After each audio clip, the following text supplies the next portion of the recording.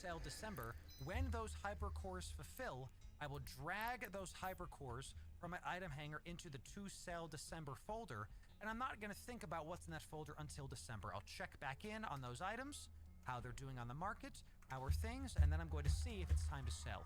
If these hypercores are at a decent percentage up, I'm just going to start liquidating. That's what we're going to do. So you can get this information by watching Oz and my videos to know how to invest, where to invest. Just some actionable stuff for y'all. Let's keep hearing what Oz has to say for this lovely time. They will be slower to recover probably this time, just because a lot of large investors, including myself, we weren't able to liquidate in time before they had another sale. Which is completely on us, because it's not like we didn't have enough time. If you look at the graph here, the last one was in March, so essentially we can get ready for this sale happening every 6 months from now on. Because typically CCP just repeats things that work, and this worked for them. A lot of people spent Plex on this sale, and so they're going to keep on going. Expect hypercores to maybe this time not reach 450 again. Maybe 400 will be the max, depending on how many people actually take advantage of this, especially the ones that are using Plex to buy hypercores, because if you use Plex, then you're basically creating hypercores from thin air, and that might have nothing to do at all with the actual demand that there is in the game. So as long as you keep that in mind, I think if you buy at 300k, it's pretty much guaranteed that the price is going to increase. The question is just how long is it going to take. And yeah, I could lock up some ISK here. They're right about this. I've been thinking about hypercores a lot. I did buy some. I bought a lot. And the thing about hypercores is no matter what, I can use them too. I'll use them. Docking request accepted. Yeah, hypercores will just go up. Yeah.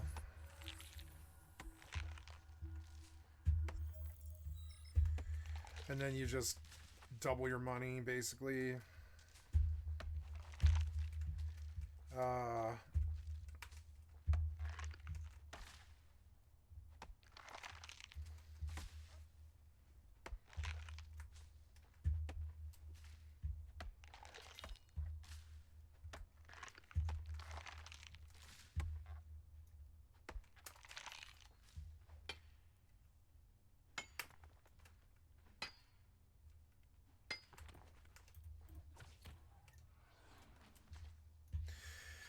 I'll buy some Plex with what I have, is what I'll do.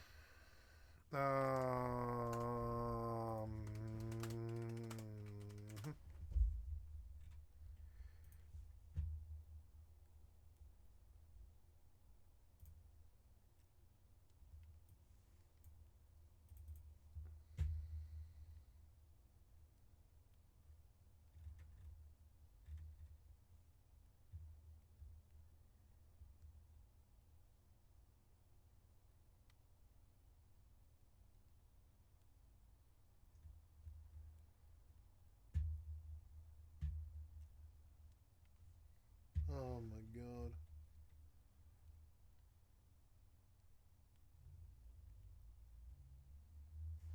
I've got to see. I will buy this.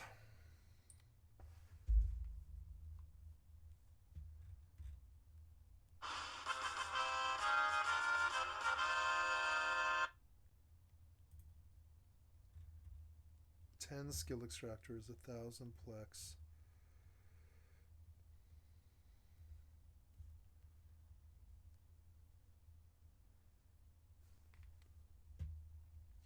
And probably about 3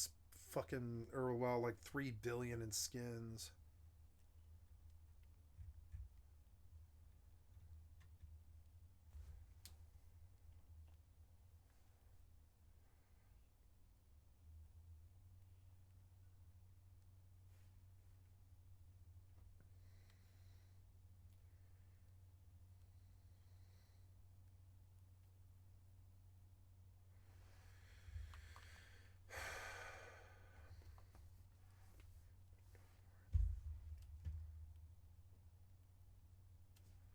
Fuck.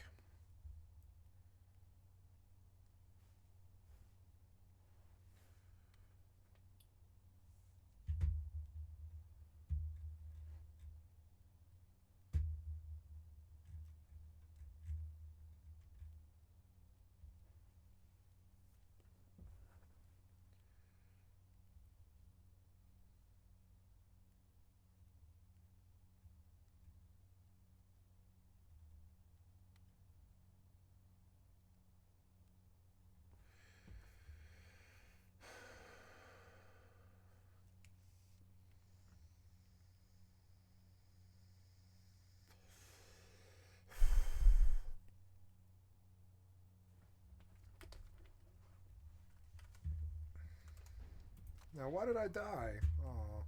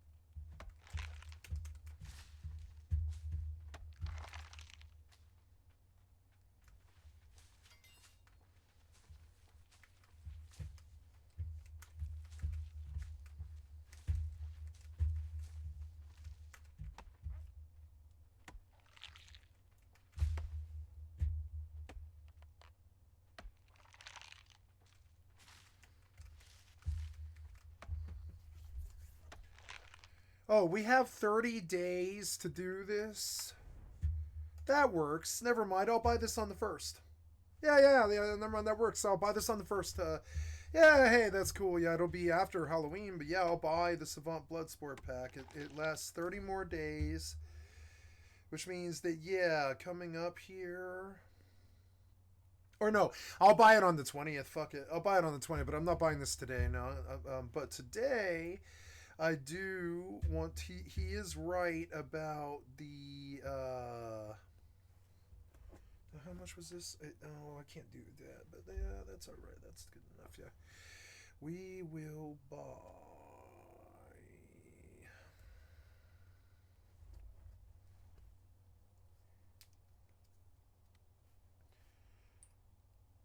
Yeah, that's a good deal. I want it. So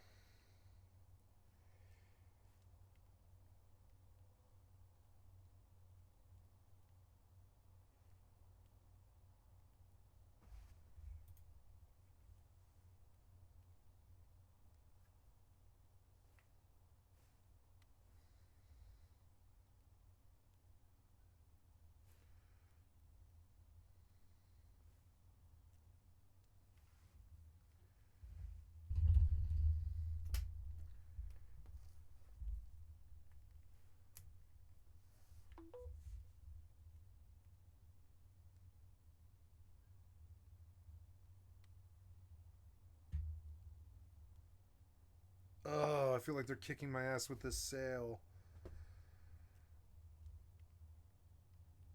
No, I will just buy.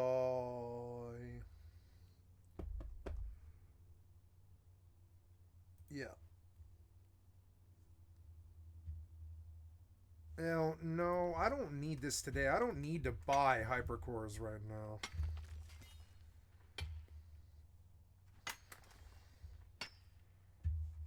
Oh, I came south because I'm trying to find this one node. Yeah, there's this one node south here.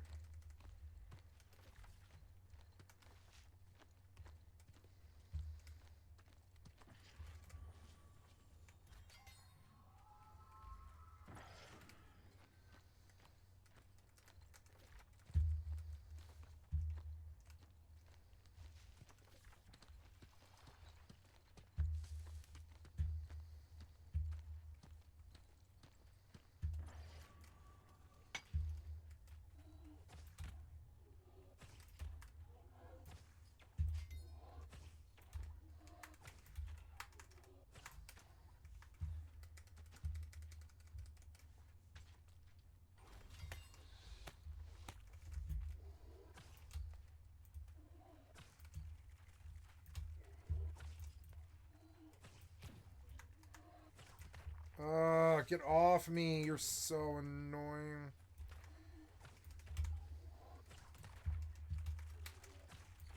You are so annoying. I don't want to fight you.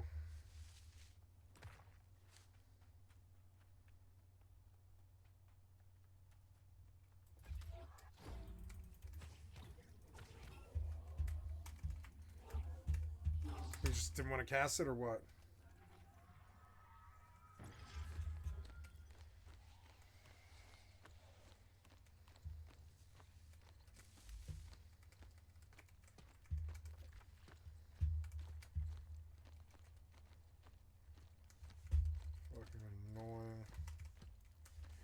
That sand chunk is... I didn't know that was here. That's good money, but it's like... Where was this one fucking thing I found? Oh, it's north of here. I'm too far south. Yeah, it's right over here.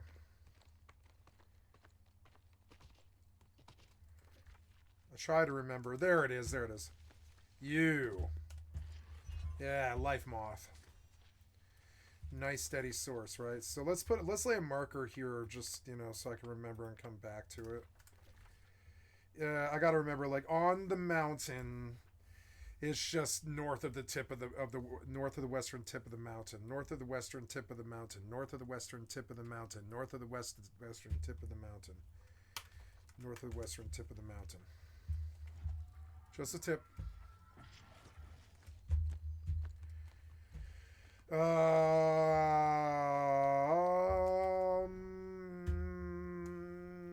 want to buy Plex to buy hypercores like these people say, but I don't know.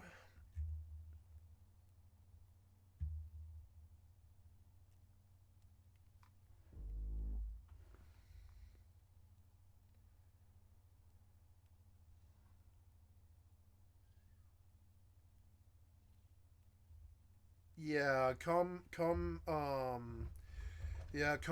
the first, I will buy 3,000 Plex and 4 skins. And the 4 skins themselves are probably worth like 500 mil to a bill. So it's the best deal all year. And for the $100, I mean, that's so many billions. That's, let me do the math on it. 6 times 2 would be 12 billion, and just Plex, it's more. It's like 14 billion in Plex, I think. Yeah, it's like 14 billion in Plex, and then 4 skins is another 2 bill. So it's like 16 billion in Plex for $100, or 16 billion ISK for $100, and it's never ever been that good. And it won't be for another year. But I didn't know when to save the money. But apparently, I thought it was the summer sale. But no, I saved money in the summer because they didn't do anything. I was like, what the hell? Where's the good sale? And it was Halloween, and I didn't know. I didn't save the money for this. It's fucking annoying.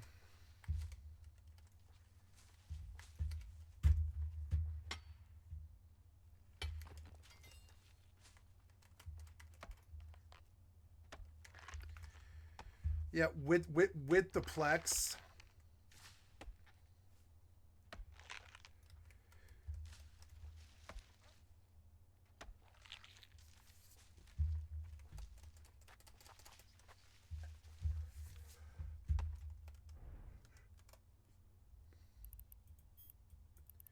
Well, there's 6 million of that 40 I lost. I lost that fucking ship so quick. I don't believe in coincidences. Something's really wrong in that system. I'm not ever going back there again.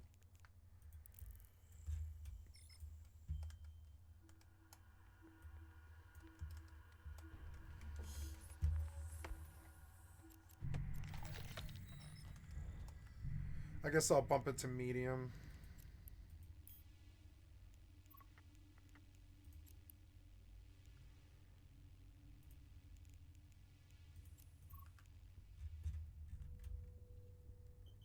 Yeah, seems good to me.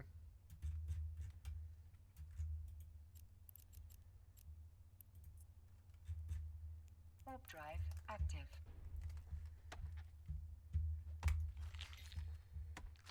I love playing 3 games at once, or 4 games at once. Oh, am I in? I am. I'm starving to death. Oh, I need water and stuff. Yeah, go outside. I was running the time. Oh, no. That was kind of wasteful. Oh, well. I just need a level, I guess. Yeah, I just need to keep farming, I guess, and dumping boxes and keep making boxes and stuff. So to make boxes, I need wood and stone. Wood. I guess I'll chop this. Oh no, I need water, huh? Yep. And then as for food, and I'll need oxygen too.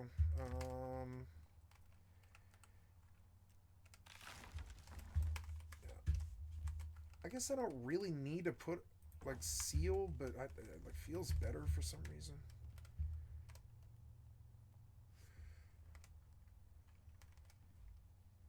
Has it not got any? It doesn't have any. Oh no, I'm out of air. No. Weather event as usual. Severe winds, great. I'm gonna have to stay here and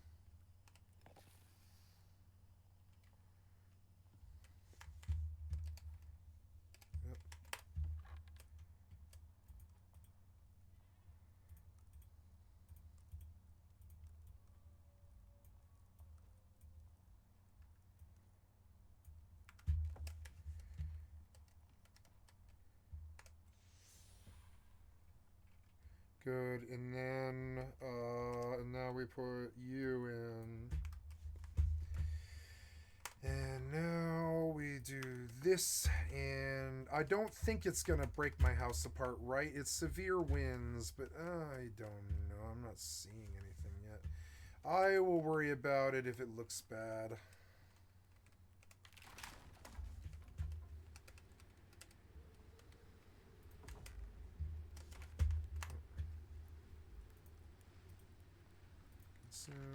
Deactivate. I love this fucking game.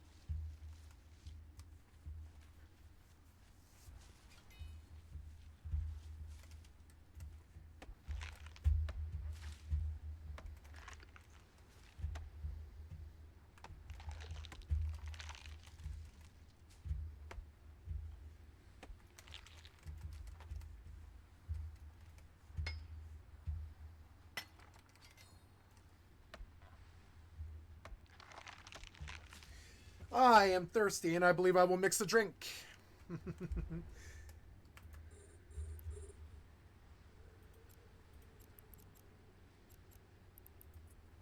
Take my socks off here. Yeah, make me some Bez money since I'm down on my faction warfare luck. Make me some passive Bez money.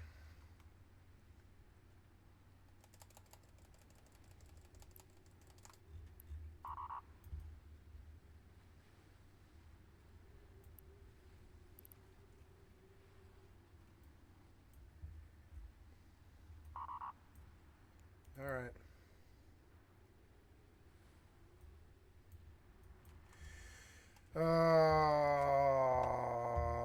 Yeah. Oh, I needed logging food and I didn't do it. Logging food. Oh, how much money do I have? 2,800. Not bad. I'm up 2,000 from when I logged, and I've got more coming. I just keep buying things. I've got a shopping addiction on New World, and there's always more stuff to buy. Retail therapy is my new addiction.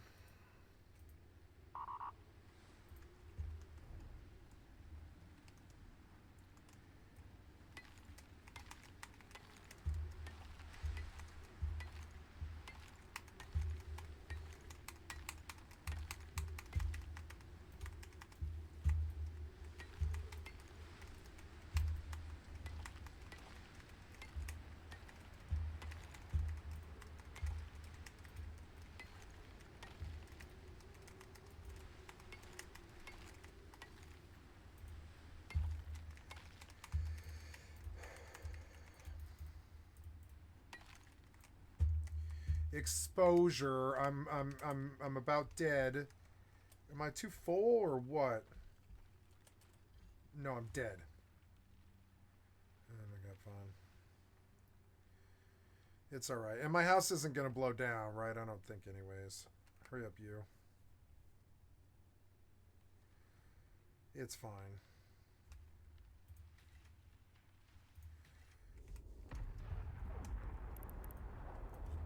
Fucking annoying. It's not my fault I put down so many beds. You keep erasing them. Why do you keep erasing my fucking beds?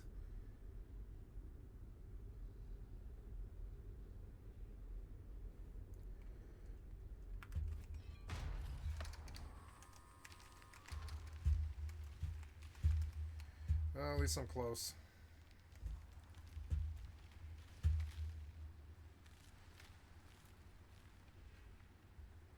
I better go fix my house now. I guess I'm not exposed when I'm underwater.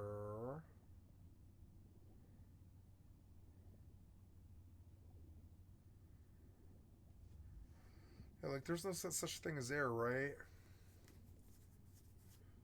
No, the storm exposure is going up, but it's just not very much.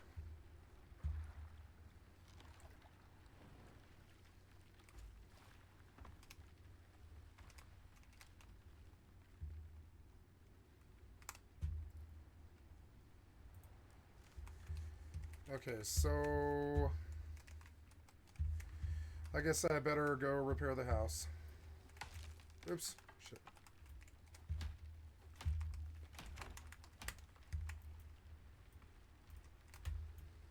I better go inside. My stamina's depleting a lot more. Oh.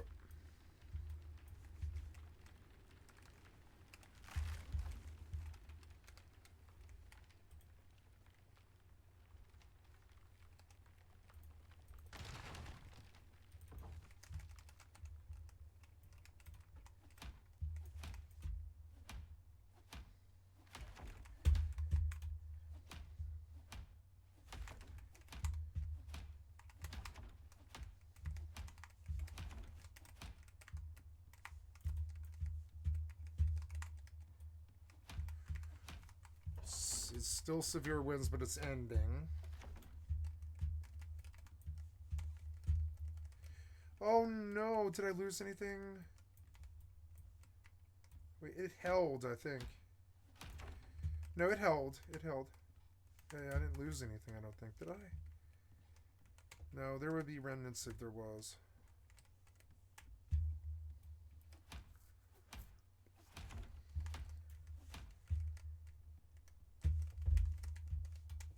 Can't wait to get stone. It should give you XP for fixing because it's most of the gameplay. Stupid.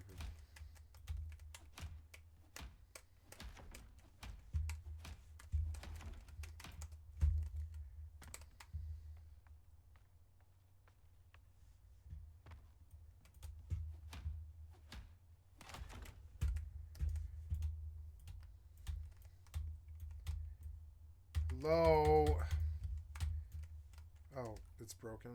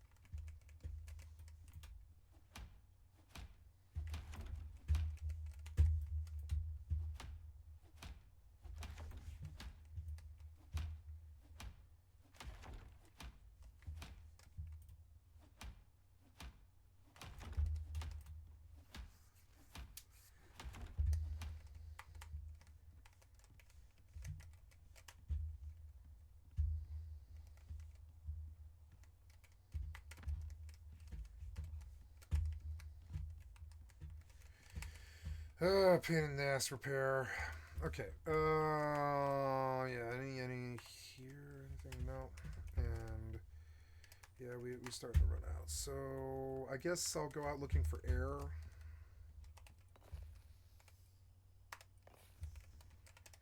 And I'll just put a fucking stack of air or whatever. Yeah, like that. And we'll go look for stones.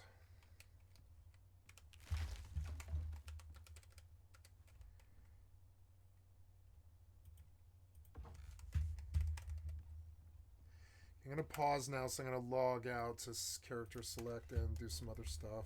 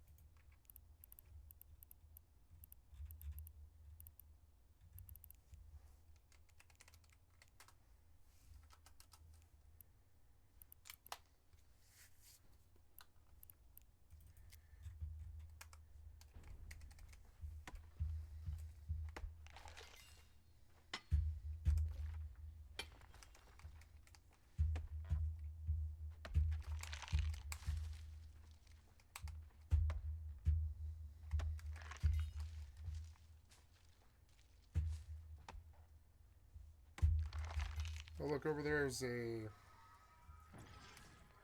a wolf guarding it. Oh. Did you aggro? Of course you did. Ooh, fungal slime. Look, there's another one. This is a good spot. I didn't really realize, but yeah. Fronded petal cap around here and stuff.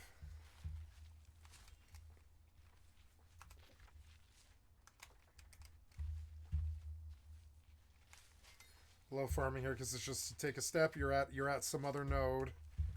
It's the best farming I've ever seen in my life. It just is. There's so much shit all over the place.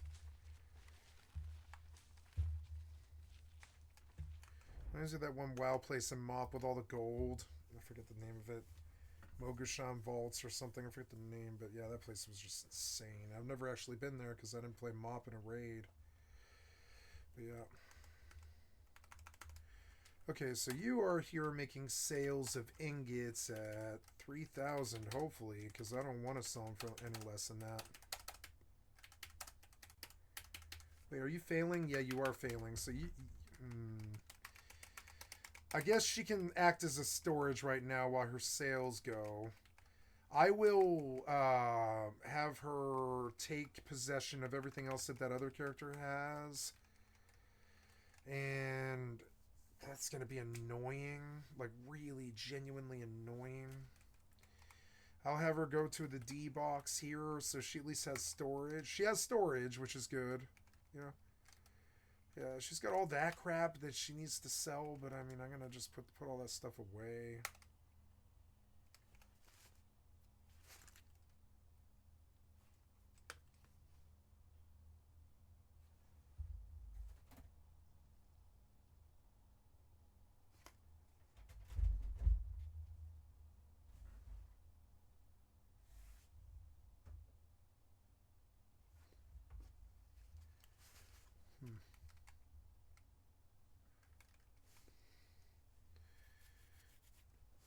I guess I could push it away. I can move over, I guess. I think I'm going to move my chair over. I'll be right back. I'm going to get something to drink. Oh.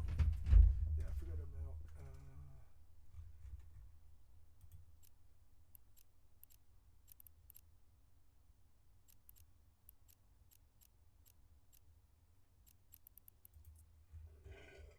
Warp drive active.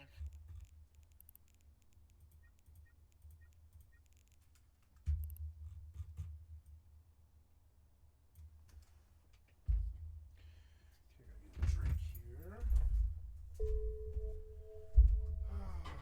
It's nice. Oh, I didn't fill this.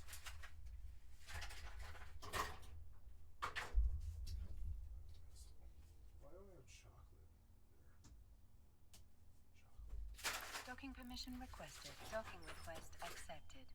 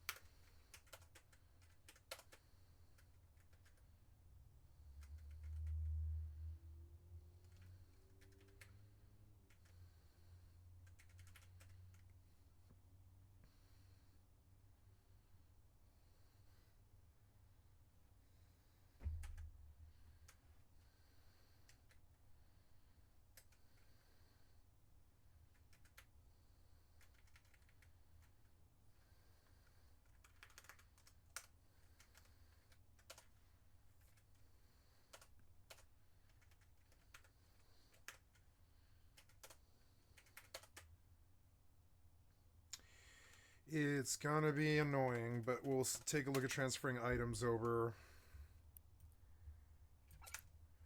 I have room, which is good. Oh god, this is gonna be a nightmare. She's got an entire set. It's gonna be like 3 or 4 fucking loads. So annoying. Ew, that's alright. She's got 24 items. That's not that bad. It's 3 loads. And yeah, we'll just dump her off and we'll delete her. And I'll start hardcore again since I'm not doing WoW hardcore anymore. I can focus. And I have money. I've been making money for like a week and I have money now, so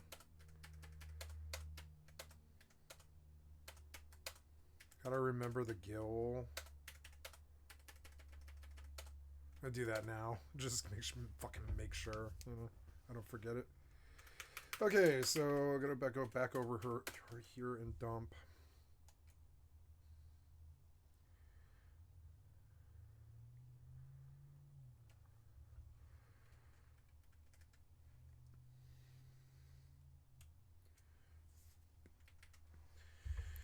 So, Bez, mining hold, I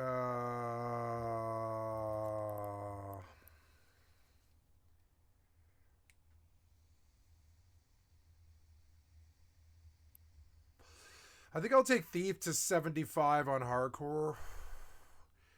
Yeah, the only sub Thief needs is White Mage, really. Thief White Mage. Yeah, because I don't want to level Ninja. So, and I don't want to level White Mage either. But I mean, like, I will level Thief because I can flee from my problems. Maybe the fireworks are finally gone.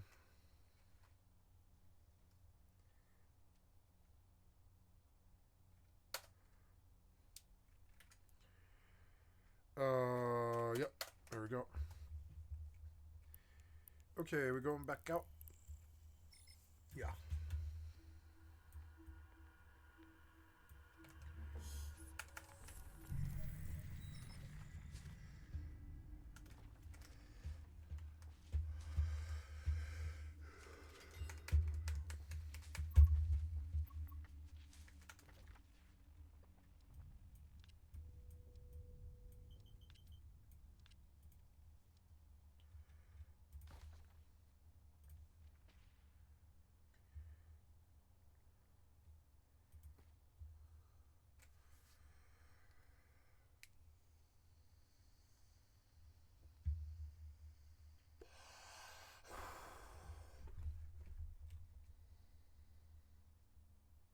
Battle tokens.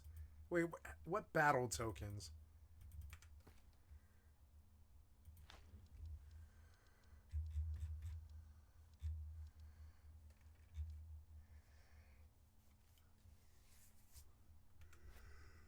Five to 5:30. Oh, yeah, that's in 45 minutes. Okay. I'm gonna do an invasion. So we're going out to this internal Bez field. I can hear my computer through my headphones, and I want my computer further away from me, so.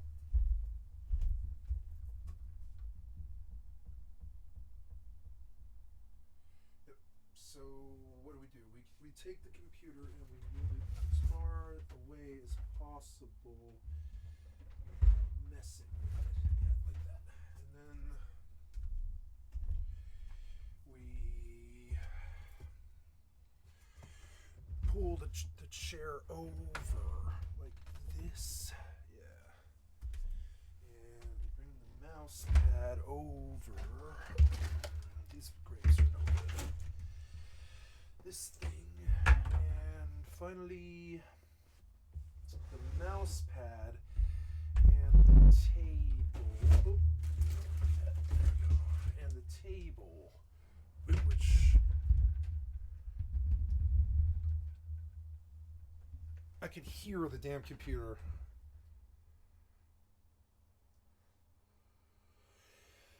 Fucking annoying. Well, it's further away, and that's what matters. trying to see my OBS. Yeah, there we go. There we go. So,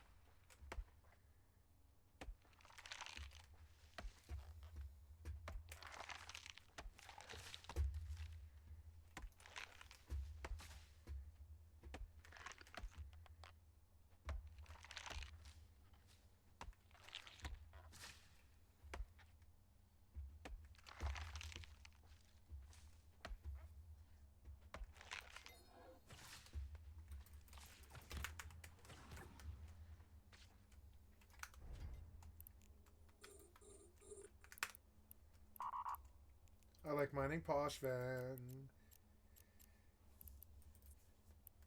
Nope. Warp drive active.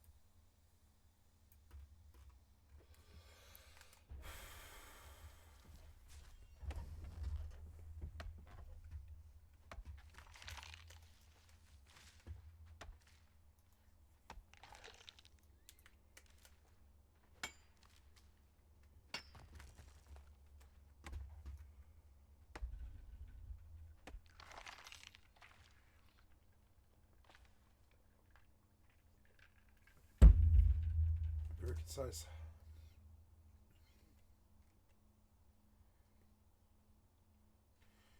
Very concise, yeah.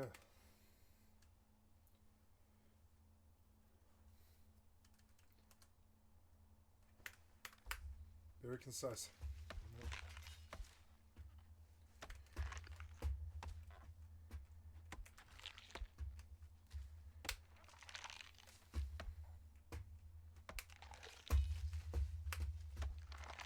Dude's good at this.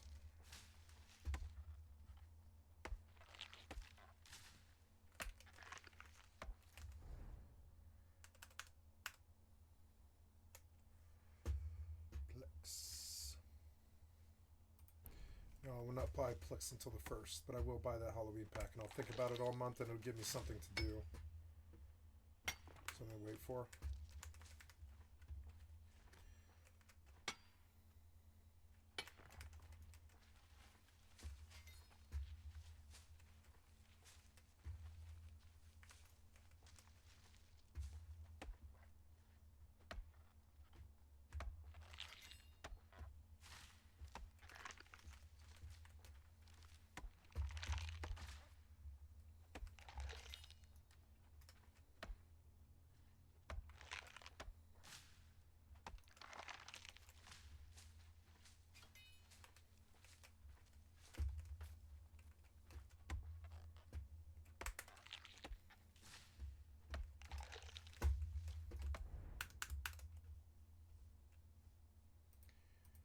Okay, gotta go find air.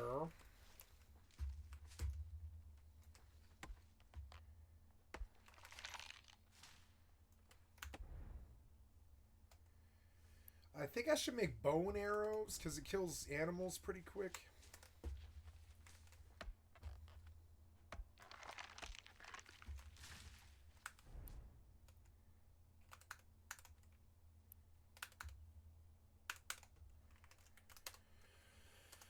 I have to receive. What did I do? I sent to the wrong character? I must have.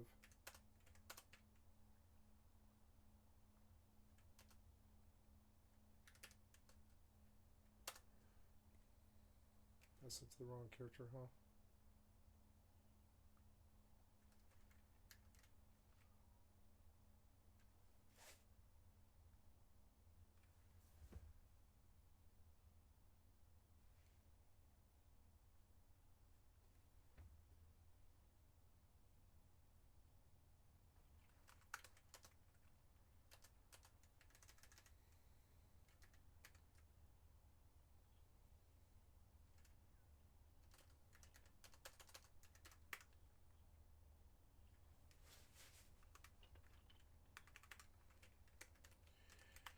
Dog back plate. A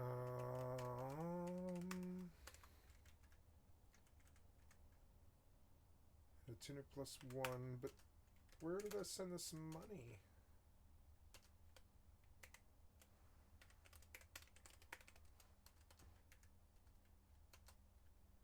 Oh, yeah, I didn't actually. No.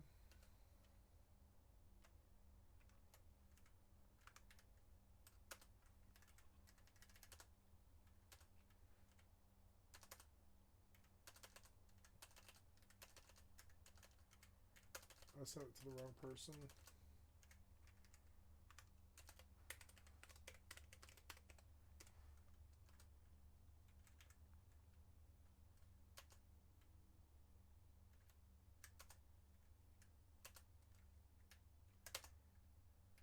Oh, I have to like pick them out. Oh, that's alright.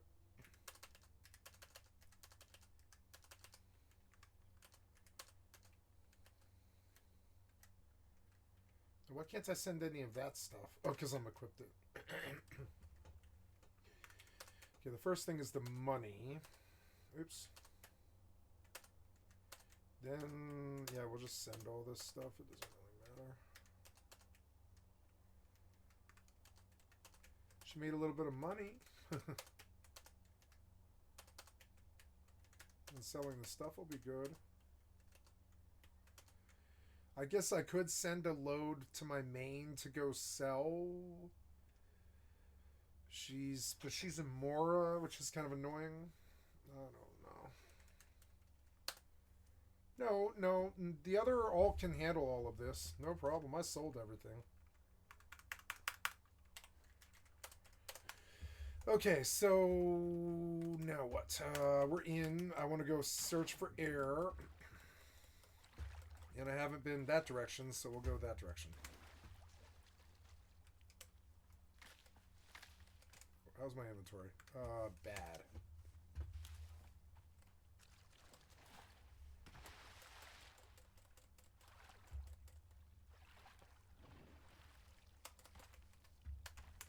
I don't want to lose this dock.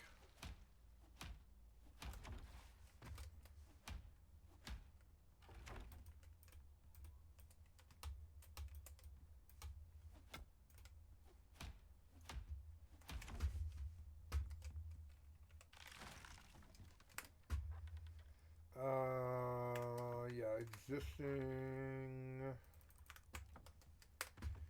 existing,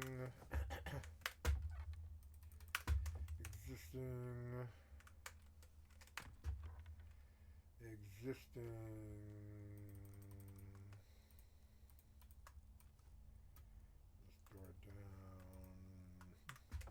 I've already used 15 fucking oxygen. So annoying. Whatever. We'll go hot dang for oxygen.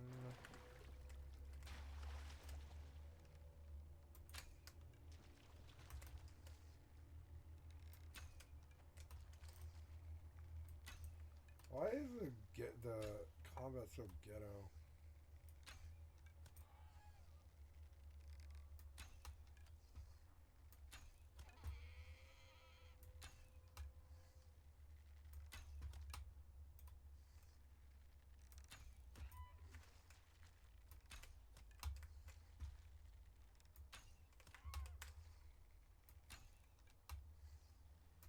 God damn it. Stupid deer.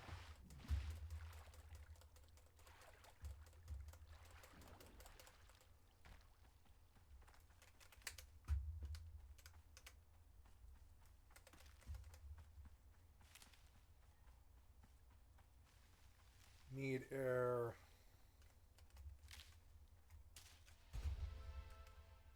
Here we are.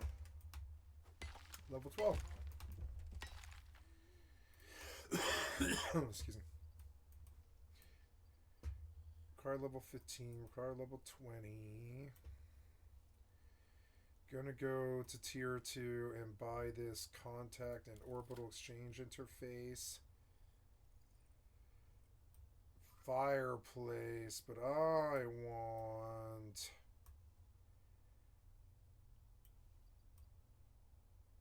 Oh, I can make a ranching station and a textiles bench and a wood gate fortification. But... and a basic fishing bench and a mortar and pestle. A longbow might be pretty good. 4 bone. A powerful but heavy long range weapon. I'll probably take that, yeah. Got 1 more point left. The skinning bench, the herbalism bench, the wood crop plot, wood composter, fireplace, rain reservoir. I want to be able to fortify to stone.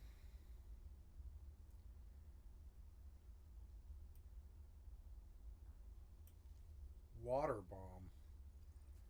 Oh.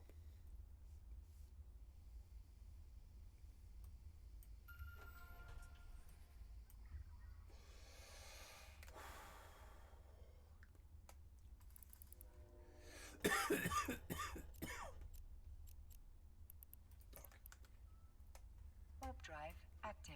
Beehive. Textiles bench.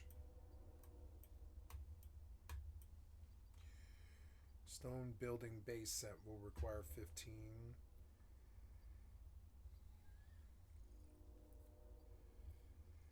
What? Oh yeah, tools for stone, but I have to get to 15 first, which is 3 levels. But when I do, I'll be able to buy. I guess for level 14 and level 15, I will save points so that I can buy a masonry bench and all this, the stone building advanced set. And then we can upgrade. We can just upgrade all of this to stone. I don't have to worry about storms anymore. Yeah, but I'll have to keep leveling. So, last point that I spend: leather, sticks, and iron ore.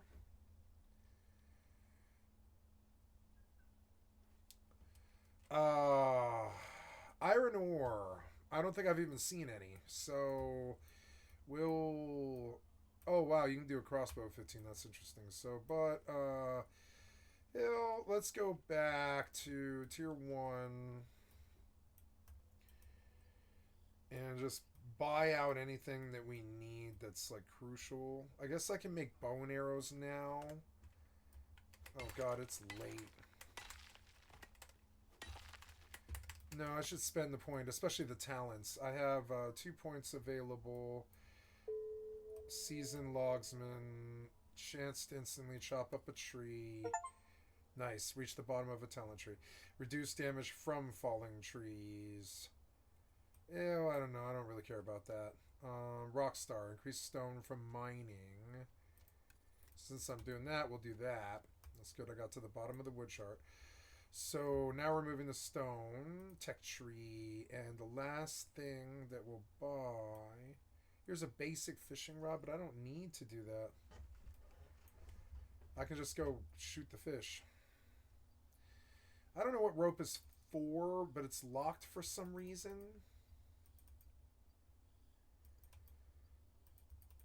Which is weird. It's locked. Well, yeah, why is this locked? It seems locked for some reason. I don't know. 6-slot pouch for seeds. Stone cairn. Thatch building base set, I guess. I guess I will want that eventually, so we'll buy these two next level and get it out of the way. Because I can throw up little 1x1s when I'm traveling, so I can stop in and get shelter from a storm or that kind of thing. I love this game, honestly. But, so, I'm thinking about alt-tabbing, so, but I guess I want to, the farming's a little cumbersome in the respect that you don't swing sometimes when you press the button.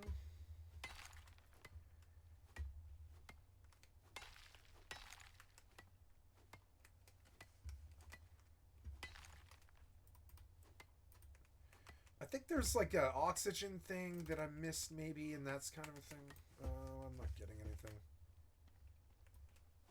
How much was that? It was like 19? Yeah, just put it in my goddamn oxygen reservoir then. Fucking stupid. Come on, man, swing. You're so annoying.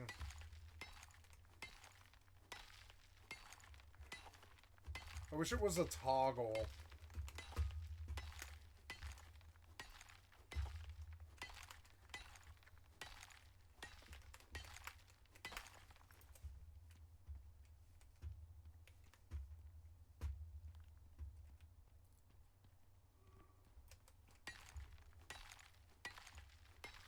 Survive in the forest for 10 hours. Nice. Hunted 2. Oh, I have a solo point. Solo. So this is decreased oxygen, hunger, and thirst cost. That's good. Yeah. Yeah, because I like hanging in the game, you know.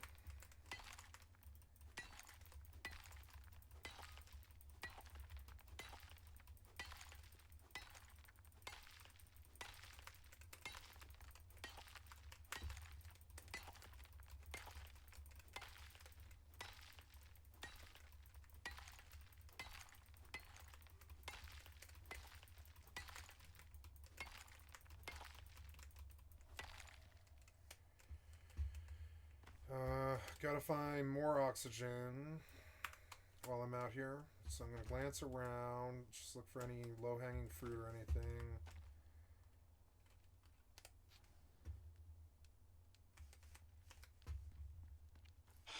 It's such a peaceful game, kind of. Until something bad happens anyways. Oh, I bought that bow. Yeah, that bow. Crafting of that bow. Wood bow. Where's the other bow? Wood bow. Didn't I train into that bow in the tier 2? Yes, I did. So... Oh, crafted at anvil bench. Okay, so now I need an anvil bench next level before I can make the bow. Anvil bench. Anvil bench. Anvil bench. Where is the anvil bench? Is it in tier 1? Anvil bench. Anvil bench. Anvil bench. I wish there was a search. Anvil bench. Anvil bench. I don't think it's in T1. No, I don't see it. So anvil bench. Oxide dissolver, which takes a crafting bench. I need to do that. More efficient oxidizer boost per processing oxide. So I'll have to make this, and it takes leather and bone and wood. Oh, cool. And you can make an oxygen, yeah, for storing extra oxygen. A simple airtight vessel for storing extra oxygen. That's good. Rain reservoir. But see, I'm missing this anvil bench that they're talking about.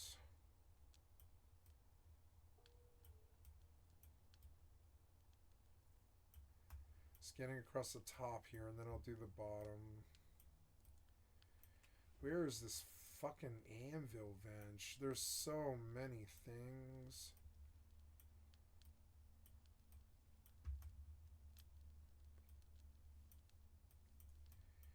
There's so many things. Look at this. It's more than rust, maybe.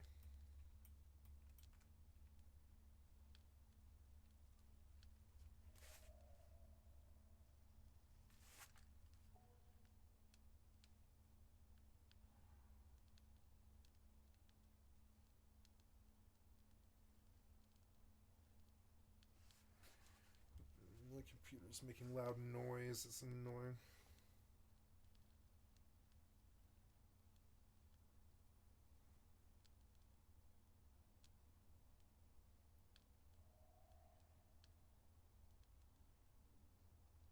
My computer's making noises.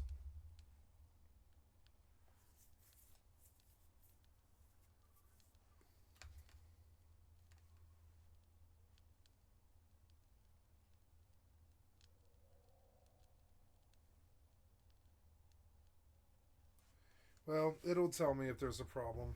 I don't think I need to worry.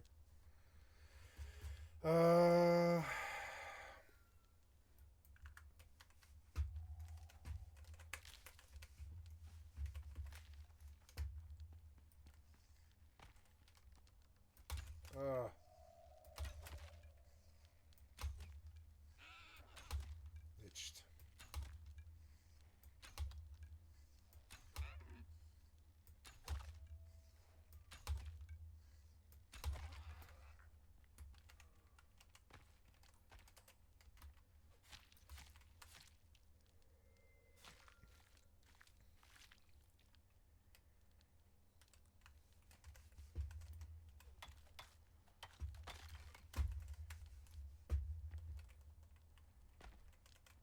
Rabbits.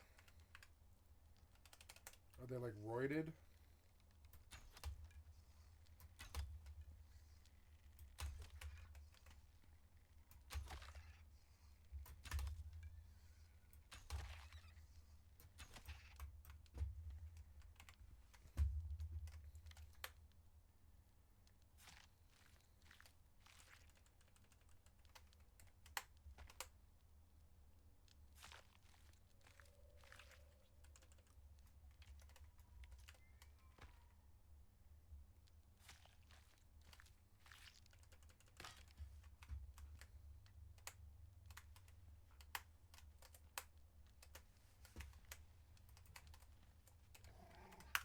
Uh-oh.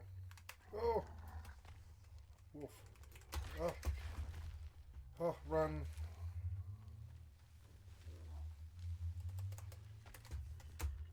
Oh. Get up. God damn it. I'm gonna die.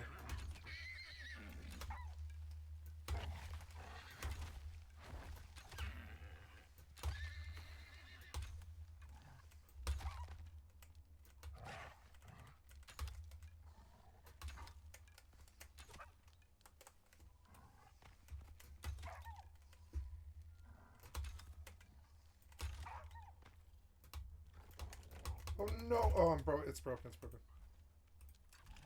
Oh.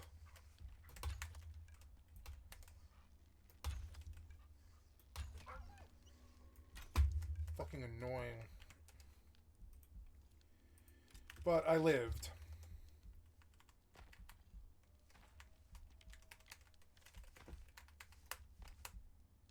It's dangerous out at night. Health low, water critical.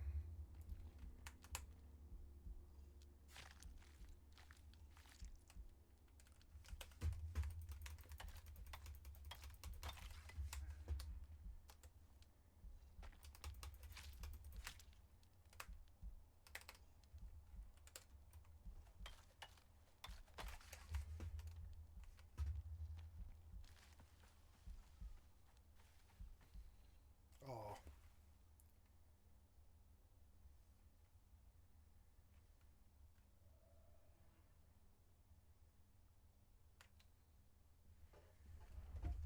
Well, I got a lot of stuff.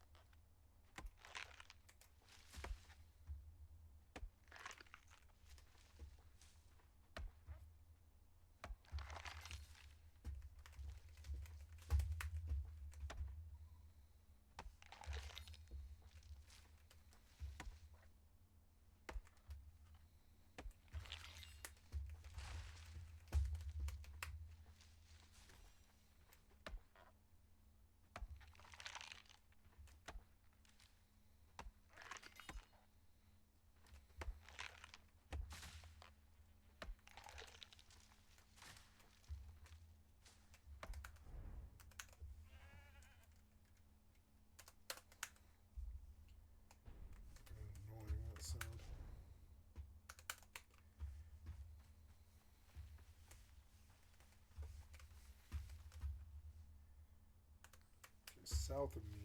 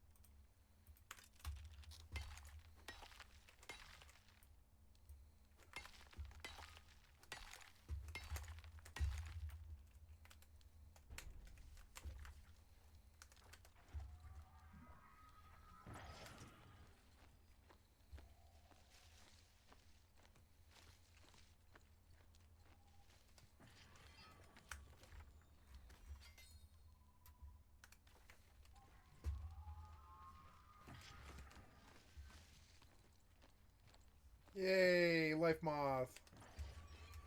Hello, Life Moth. You're going to make me rich. And powerful.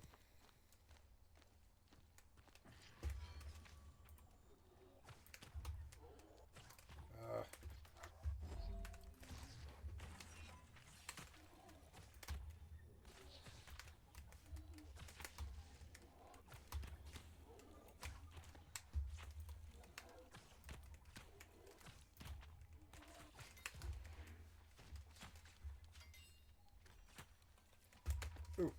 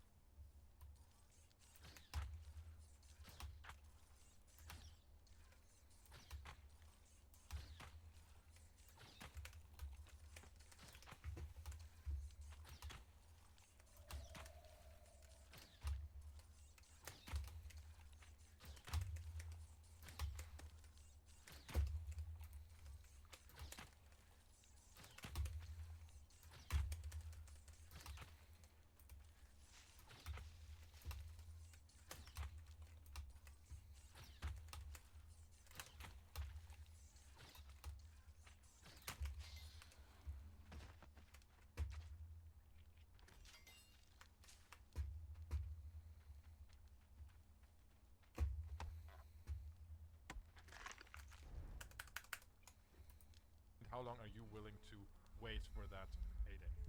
So, and how do you do that calculation? How do you know how long it's going to take? Well, you look at the past, and you can kind of see how stuff went. We had the big sale, and this sale was in, what is that, third month? I'm not going to do math because my brain can't handle it. It's at 0.26 million, okay? And this was in month 3. And then month 4, it was up 0.1 million-isk. It was up like, what is that, 10 million? Or is that 100 million? I'm not going to do math here. It went up by a factor of that much. And then in month, let's see it in month 6. So a good 3 months after, we're still just shy of 0.4 million. Then in month 7, we're at 0.4 million. So I'm buying at 287, okay? And I want to sell, let's say I wait another 4 to 5 months, and this sells at 0.44 million ISK. I will have almost doubled my ISK. Do you understand? EVE is a game where you can actually invest and actually play the market as long as you look at the current market data and the price history and zoom out. This is why we use our folders. I will check on this every 2 to 3 months. I will keep naming this folder Sell February, Sell April, and I will keep going into next year, and when I'm ready to sell, I will sell and I will take my investment of 2 billion ISK and change, and I will make 3.5 to 4-ish on that. Let's keep watching the man himself. Okay. Right. If we look at large skill injectors and skill extractors, there really isn't that much going on. So large skill injectors are pretty much flat. Extractors pretty much flat. Nothing going on there. With the super high flex price in combination with that, that just means that some people have entire accounts that 1, 2, 3 characters are just sitting there farming skill points. They pay for the Plex in order to have a 12-month sub. They pay for the skill extractor fees and the Omega plus MCT. Okay, so all this right now with the high Plex prices means these people that are not paying any real money are actually losing 505 million every single month. So if this is something that I made a skill extractor video on how to do it many moons ago. It still does very well. Thank you for watching. And if you're doing this, just be careful. How can you rectify this? Well, the easy way is to just pay CCP money for your monthly sub. You don't have to spend money on your Omega. I recommend using Marquee Dragon's shop and using code LORU on that shop in order to get the cheapest Omega there is, in order to do the best kind of gaming you can for the cheapest. Now, you shouldn't just buy Plex outright. It's on the shop in case you need it. It's there, okay? What I recommend you do, every 2 to 3 months, there's a Plex sale. We talk about it a lot. When there is one, you want to get like the 1500 or the 3K Plex deal. You don't want to buy Omega. Many of you just said, but Laura, I thought you could get Omega for cheap. No. What you want to do is you want to buy the Plex at Marquee Shop using my code, okay, or Oz's code, bless. Pick Oz's code. You know what? We're reacting to Oz's code, so we're going to show you this with Oz's code instead. Okay, we're going to add to cart. Then we go I'm to out of checkout, charcoal. And then if you type in code LORU for me or OZ for Oz, I believe that's his, and we press apply. If it's not, I will go to his video and I will find it. If it's not, I will look at it. Use creator code Oz. So I think his creator code is over on the main Eve store as well. Mine is LORU, so you can use that. I'll show it to you because it's not updating, because maybe Oz is just on the other thing. So once you type in code LORU or code Oz on the main Eve Online place, you'll see the discount there. I know it's not a big discount, it's only a couple percentage, but this is the same items you're already buying for less money. Enjoy it. So you buy your Plex on Marquee's site, the link's in the description. You wait for the Plex sale. You use code LORU to get it on sale again. Then you come in game. Follow me here. You go to the NES store, okay, the new Eden store, the NE store, okay. You use your Plex you've already gotten on sale to buy Omega in the game store. If you do this when there's a Plex sale and you use code LORU, and then you get the 6 or the 12-month Omega, you'll be paying for Omega for about $12 or $13, depending on which bundle you get. This is one of the cheapest ways to get Omega. So, if you want to support Oz and his awesome content, make sure you go to the official EVE Online store and use creator code Oz, or you can use my code LORU on Marquee's store for a discount, or the official store code LORU. Thanks for using it. 400 of you used it last month, and over 300 of you have used my official creator code since inception. Thank you very much. You're supporting your favorite creators. God bless y'all. Let's get back to the video. even more negative than it was last week. I don't care, Inferno. Let's continue. So we're at minus $500 million per account. If you're subbing at the 12-month for Plex subscription, and that is very, very negative. That is a vastly different picture than a year ago, and so very interesting to see where that's going. Yes, there are still some large-scale farmers that are making a profit because their cost base is going to be lower, but still, this is quite a significant KPI that we hit. Now, returning back to the Oz report, one thing we immediately see if we look at this dashboard is raw moon materials. Look at the moon. Look at this. There are, just 8. Gah. Okay. He'll probably say this. Should you invest in moon materials? I don't think so. Because I think with the Equinox moon drills being a thing, I think these are going to crater. And these are going to still go very low. What I would do is look up what these items make up in industry and see how useful they are to you, and then try to buy them resell later, or at least to stock up on those things. So let's take, here's how you can use Oz report stuff. If you see, for example, titanium is, is like trending down, we go into our search bar inside of Eve in the top left corner. We type in titanium. We go to commodities, go to the material, titanium. You do show info. Then you go to industry. This is what titanium is used in. You can assume that if the price of titanium is going down, then the price of things made with titanium will go down. Okay, so go stock up on these in order to then resell them later or make into other things. So what is titanium chromide made into? So this is used for a bunch of other patterns and stuff. So let's look at the price of these. Titanium chromide. So you can see that the price of these are steadily going down.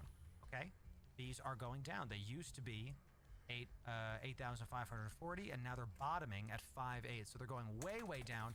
So you can take your extra liquid ISK and pepper in a couple buys here and there onto various items that you see going down and try to hit the market there. Or you can try to buy these at a low price and turn them into other stuff via your industry skills. So industry is one of those skills that continues to be awesome, and we will have more guides on those, goodness gracious.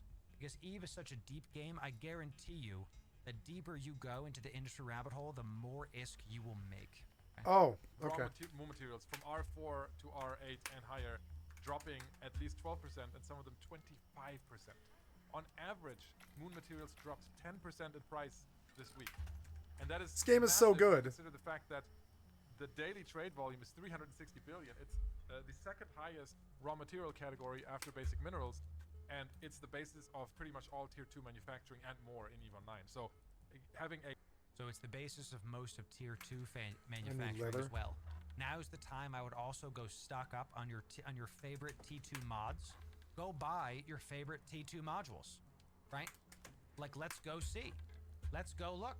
I use a lot of, let's say we have like, or my Dominic's fit that's very popular over on the YouTubes. We love our 425 millimeter railguns. Let's look at the price of these. We can see that this has been, it's been up and down. It is starting to, and indeed is going down. So if this is something you use, if this module is something you use, go put a buy order in for like 40 of these, because they will sell for less, because the base price of the things that make these up are going to sell. Do your research. Don't just buy the item I show you on screen, right? But if you use an item a lot, I will check the contract soon. Then go check your market buys and go see if you can get the same items for cheaper.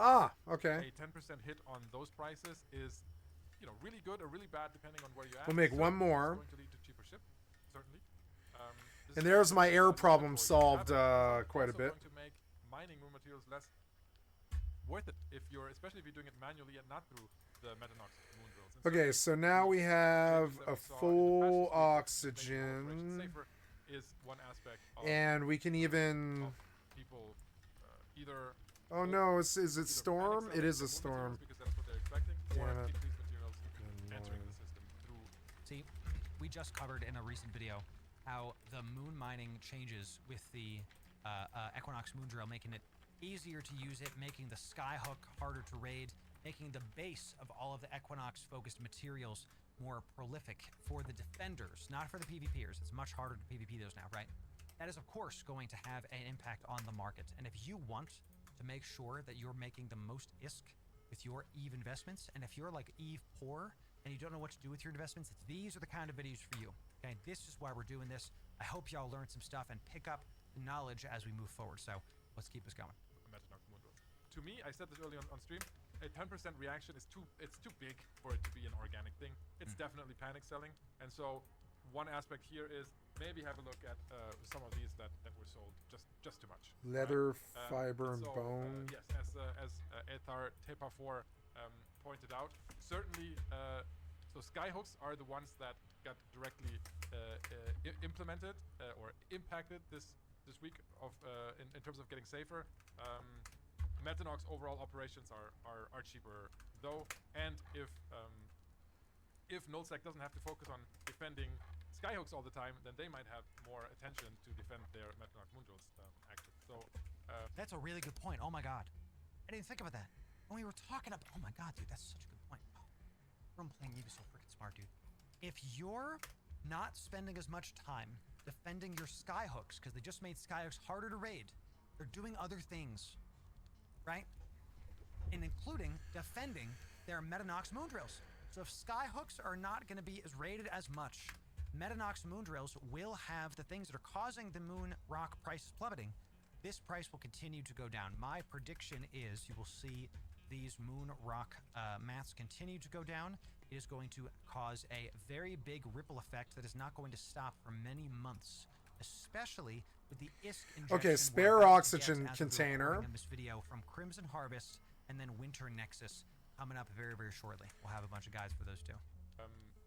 Either way, a 10% drop is too much. It's an overreaction. So possibly also an investment opportunity there. Just check it out. I'll just destroy these. They're not.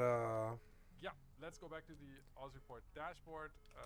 Interestingly enough, we have something like a salvage material like tangled power conduit up 50%.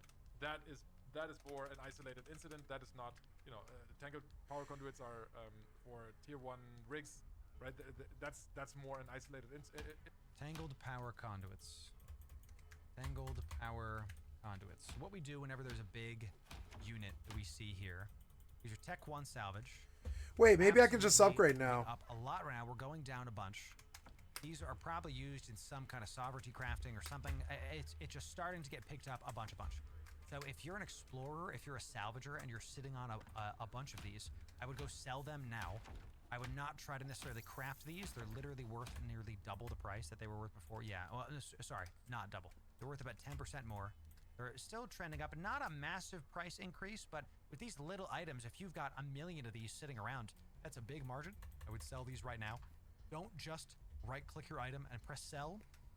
You're going to come in here. You're going to, let me show you what you're going to do if you want to try to sell something here, chat, okay? You never, ever just want to right-click something and sell. Let's say I want to sell this crappy little item right here. Okay. I'm going to right-click this. You're going to sell it. Don't ever just go, yeah, sell it. That's it. That's it. You're going to view the market details, and you're going to see, I would have sold this for 5,500, but it's going for 11. Don't ever just right-click something and sell it. There's your quick little tip there. I put it right underneath whatever is in my station for 3 months, and then I put it up. Now I have to wait for that to sell. A player has to buy this, but it's in there, ready to go. So don't ever just right-click something and then press sell. Samuel says moon mining is crashing. Gas prices are crashed for both low sec and wormhole gas. A lot of stuff crashed right now, yeah. It looks like they are not enjoying the miners. Yes, they're putting the health of Equinox systems over the mental health of the miners. So, we'll talk about that in future videos as well. Incident. What's more interesting is if we're looking at Ukomi superconductors, sterile conduits. These are planetary commodities, especially the sterile conduits P4s that are used in structures and structure modules. And so those that certainly indicates people replacing structures, building new structures, as we have seen in the last months. This storm wasn't that bad. Nice. We're still seeing a lot of movement in X-type Dead Space modules, but that has slowed down quite considerably. If we look at what's in short supply, I mean, Plex is concerning. Plex. People always call me out for saying this, but honestly, if you have Plex sitting around, it is not a bad time to sell. Yes, we have seen Plex price increasing, and you might say to yourself, I like that system. It's good. Why should I sell now? On the other hand, it's not a God-given right that Plex will continue to increase. Yes, if things... So this is basic investment theory. Okay. Plex is at the highest it has been in the history of EVE Online, and it's mooning the past couple months. It has not stopped. It has not slowed. You saw last year in November, January, it was pretty static at like 4.8 chilling. Then in March, it was like, okay, we're hitting like 5 mil. It went down again, 4.9. There was some Plex sale. 5 mil, Yep. 5.1, 5.2. Like, look at this orange line. Okay, this orange line is the moving average, and you can see the moving average has not stopped going up in, what is this, since July? In 4 months now. If you have Plex, now is the time to sell it for ISK. But the argument that Oz is talking about is, but if it's gonna keep going up, why would I sell it if it's gonna be worth 6 million in 2 months? Here's what you do. Nothing is guaranteed, and we're not Nostradamus. Okay, you don't know if it's going to keep going up. We know it's mooning today as of this recording, right now, if you're watching this live. What I would do is I would take the Plex you have and I would sell half, 1/3. I would sell as much as you need to sell to get a bunch of good ISK. But then I don't stop there. Buy the ships that you're going to fly. Invest in hulls. One of my best advice. Please pull the weapon. Please fire it. Where moon materials Please are fire the plummeting. weapon. You see a lot of people, the T2 materials, the big ships that are coming in, the changes to Marauders, the changes to battleships. There's really never been a better time to buy Tech 1 battleships, all those kind of things. Buy them now. I will show you this folder I have. As an EVE creator, I invest in hulls. Yes, this is a 75 billion ISK folder. I buy hulls on ships I'm going to make at some point and that I use a lot. Yep. A lot. I have been doing this for years. Yep. Where I will sell Plex when it moons and I will buy hulls for ships that I use in other places. So I use a lot of deluges. I got 4. I don't got to worry about them. If I lose one, doesn't matter to me. I got these. Will the prices go up and down of these? Sure. Here's a fun one. Here's a fun one. You know that where's my orcas? Where's my orcas? I have 2 of these, just big chilling. Only 1 marshal in this station. you know how it goes.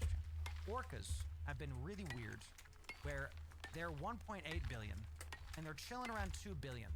I was able to get these at about 1.7, when it was like 1.7 something, and here's like 1.8. I put buy orders in at lower prices, and I just let them sit. I would sell for ISK to sell orders what you can afford to sell, and I would buy a stockpile of your favorite ships, modules, ammo, and oh, here's a good one. Get yourself a set of +5 implants, ladies and gentlemen. If you don't have these, that is the thing to get with these. Get you the improved +5 implants so that you can train skills faster. Copy my clone for my training clone that I use for light hauling only in high sec and in a very hard to catch ship. I see you, gankers. I see you. And get you the +5s and get the biology implants that you can use to make your cerebral accelerators do more. Okay? This is plenty of information for you to use. Sell Plex for ISK today. Because it's mooning right now. You're not promised that it stays. CCP could put out a crazy sale tomorrow that makes Plex sales tank. Tomorrow. They could. Sell it today. Go. If you're watching this video, pause it right now and go sell your Plex. Thank you very much. Okay. Do that. Copy this clone. Go get it. This clone is like a 5-6 billion ISK thing. Go do that and get your goodies. Enjoy it, ladies and gentlemen. Let's keep listening to Dawes. Continue to go as they are now. If people are buying less Plex with cash, at least not having it hit the market, or if there continues to be high demand for Plex because of good sales that CCP puts on in the new Eden store, then there's a good chance that it will continue in that direction. Still, though, certainly not a terrible idea to liquidate some of it because the current Plex prices are reaching definitely unhealthy limits, and it's reasonable to think that at some point CCP is going to do something, even though their hands are also tied within the bounds of what they can do in terms of price. Right. Especially if they keep making sub prices more expensive. I can't not talk about Mexilon. All right, Mexilon is not dropping. Mexilon increased in price quite radically. Oof. So let's go here. Let's look at Mexilon. See how he's got the folders? Good man. We talked about it in the last few weeks. Mexilon has vastly increased in price, and it seems to be sticking. So we're at, whereas 50 was the average price that we were seeing up until July, now it seems to be settling in at 70, which is quite significant, and supply is running dry. And so what should you do with this information? Go mine Mexilon. Go get some. Go get you a prospect. Go into low sec. Go into null sec. Go get you the goodies. Y'all, that's really it. It's just that simple. If you see something going up like this, that's what I'm doing. Go get Look, 277 million in Bez, right? I can't process it here, But I mean, I can move it. I can move it. I can move it with a Akator. I technically should move it with an Akator. I have like spent all of my money. I need to buy an Akator again. It's fucking annoying. To start moving all this Bez and just sell. Because I have so much, but I would prefer to just keep stacking it, honestly. And when it reaches 1 billion, I'll move it. You know. But yeah, I have been. I've been mining Poshvon and just doing this stuff that'll get me money. Yeah, it's good. It's good.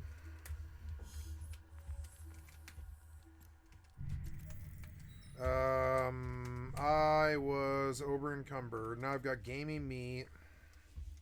And I'll come over here and I'll eat something off the stove and I'll drink some water. Yeah, we are full stats. It's good. And you go in the raw and the gaming meat. I guess I can take cooked meat with me because there's not really any reason not to. 66 out of 100 kilograms because of what? This? Well, yeah, so it's like 5 pounds, not 66. How heavy is that?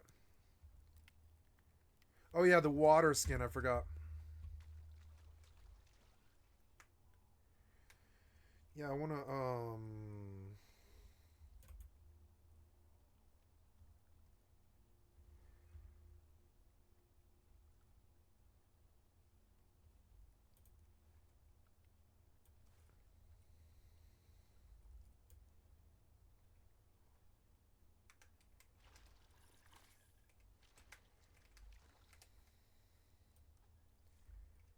can I do that?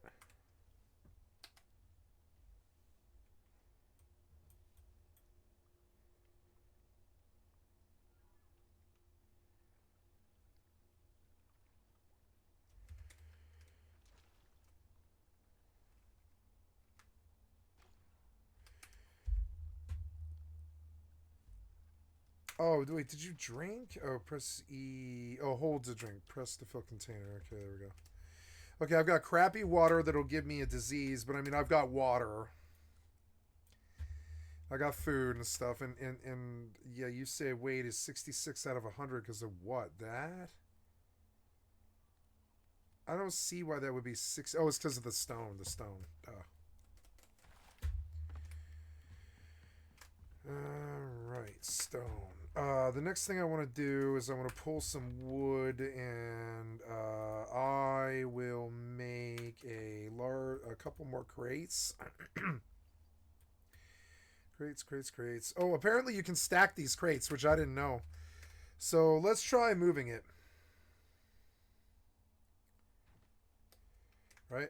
Let's move it. Yeah, like and 0. Oh, look, they stack. I did not know.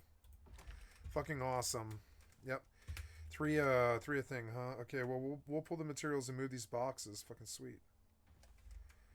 So, I guess I don't need to move them per se, but it would be nice to have them out of the way. Yeah. Oh, it's 2? Only 2, huh? Oh, well, 2 is dope, though. That's fine. So, we'll... Oh, no, I see a better design there, yeah. So, I guess we'll... What? No, yes. But I want to... Variance place... No, I want to place you here and then spin you. There we go. And so, yeah, we doing okay. So, X.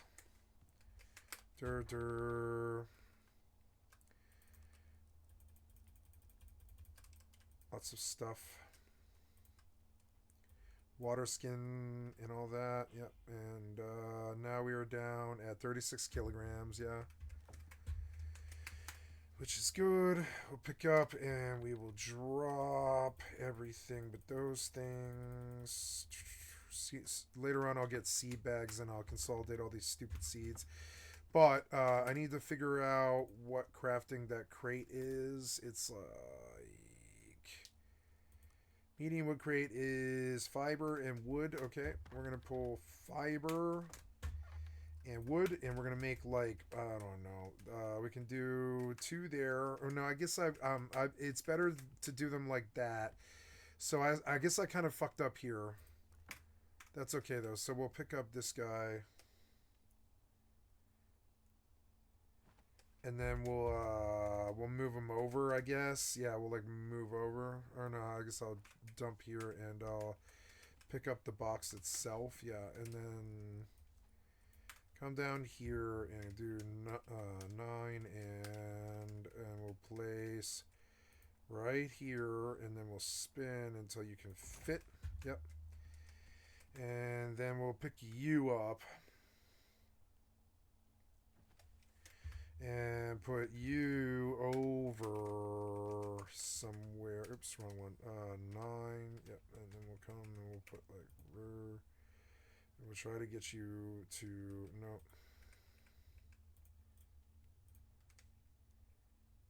No. Yep. About 2. Yep, and then stack. Yep. And there we go. There's wood floors and stuff. And yes, and so we come and we say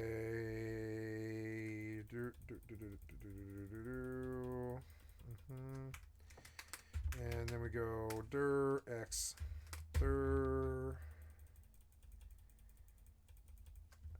Yep, and dir x, and yeah, this is good. And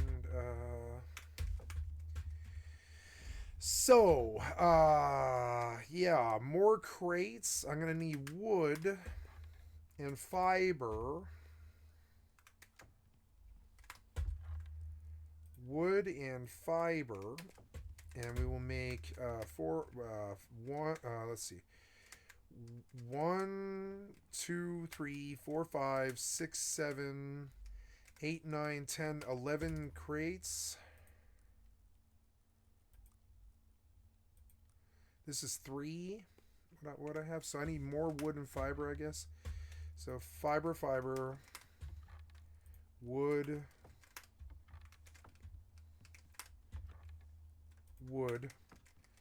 How many is that? 9. That's good. That'll do for now. That way I can just start dumping in this whole fucking row. And I'll put boxes over here, boxes over there. I'll put boxes right here so I can just jump up on the boxes and ride the ladder up, and it's like less of a less time on the ladder. Yep, I'll do a ladder. I'll do box stair to this ladder, and then I can just do up. Yep. So this is the first place that I'm going to do boxes. Box.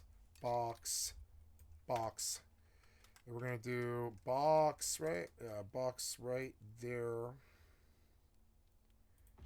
And then a box right there. Right, and then I'm seeing something better. Yep. So we'll do a box right here.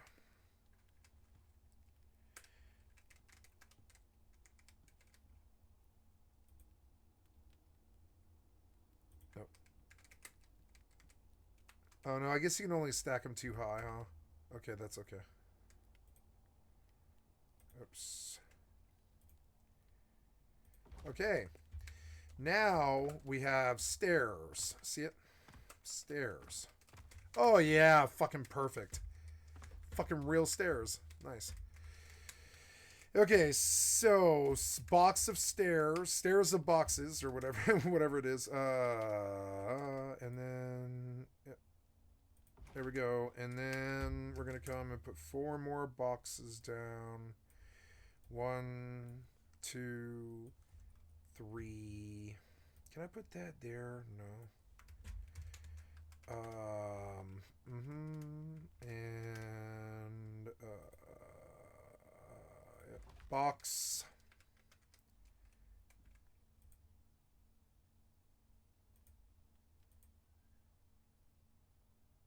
Box.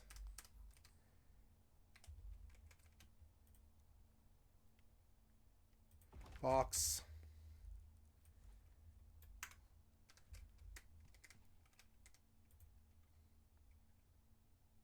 Box.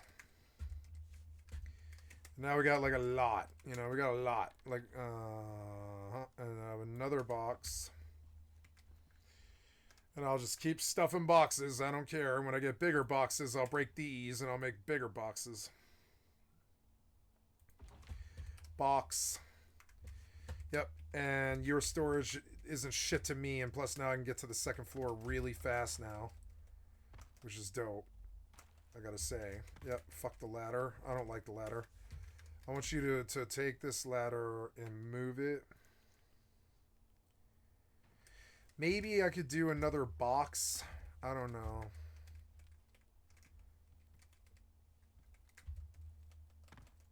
Nope, it's really easy to get up. You just go boing boing and just boing boing. Yep, and with the ladder not in the way, it's fucking perfect.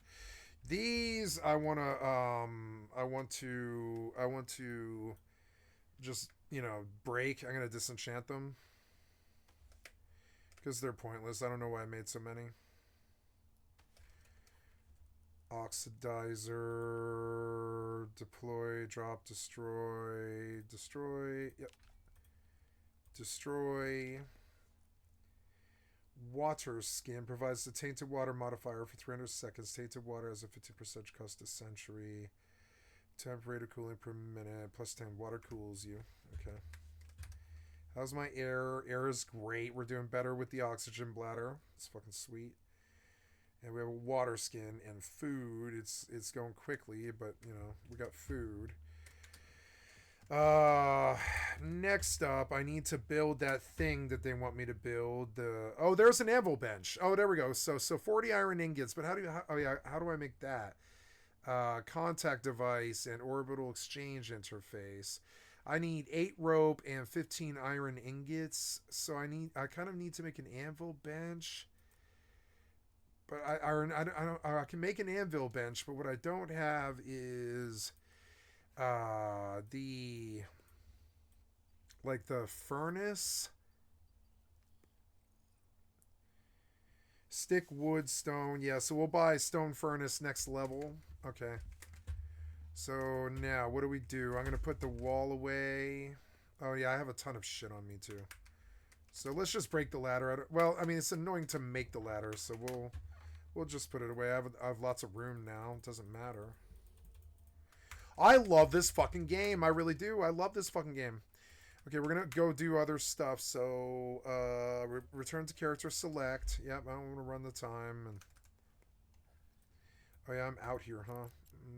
I'm out here. More. Go get you a good-looking mining ship. Go watch Jake Leeds videos on mining. And mine. I see you both there. No reason we can't share the love, you know what I'm saying? And go get you some good ISK, okay? That's the easiest part. Go mine Mexilon. That's it. So. Mexilon, definitely something, if you're a large-scale trader, definitely something to keep an eye on. I am liquidating, so full transparency right now. I have a big stockpile of Mexilon. I am liquidating because I don't think this price is going to hold. Sell, baby. You know, that's because I do believe for most of these raw materials in the cyclical nature, because at some point, not necessarily the game economy is going to fix itself, but at some point, CCP steps in and does changes to restore the balance, to change the balance. For Mexilon, you know, I hope it doesn't go the way of Isogen, where it just keeps on going up, and CCP doesn't do enough to relieve the bottleneck. Up until this week, we'll get to that in a second. But with Mexilon, I do think that it is a good opportunity to liquidate. Sell your stuff. Isogen, on the other hand, we did see a big drop in prices there. It was already dropping that week. That's why it's not showing up on our dashboard. But we are seeing prices that are. But I got loot. Now approaching 2 minutes and 50 seconds. There was only 5 people in here. Everyone expected what the hell? To be dropping because everyone was. How was that? At least I got credit for joining. That's the best thing that could have happened. The asteroids that they mine and therefore inject more isogen into this isogen-hungry economy. Right. That didn't happen because the mining anomalies weren't as good as people expected, and that's why the price went back up. And now CCP, with the last patch, or the patch the week before last, CCP did introduce some measures to relieve isogen demand. That has brought it down significantly, but not below what people were expecting before Equinox. So very interesting to see. That is weird. I hear it. I would sell your Mexilon, and I would buy Isogen. I would like, I mean, practice what you preach, Thor. I would buy Isogen now because I don't expect, yeah, you can already see it's kind of like, it went down, now it's kind of bottoming out again, right? So people are like wise to this, and you can see the volume, that's this blue graph here, you can see the volume here. We have 400 million pieces of Isogen being bought and sold today versus only 200 million pieces yesterday. Okay, so already people are trying to like reset this price and go in.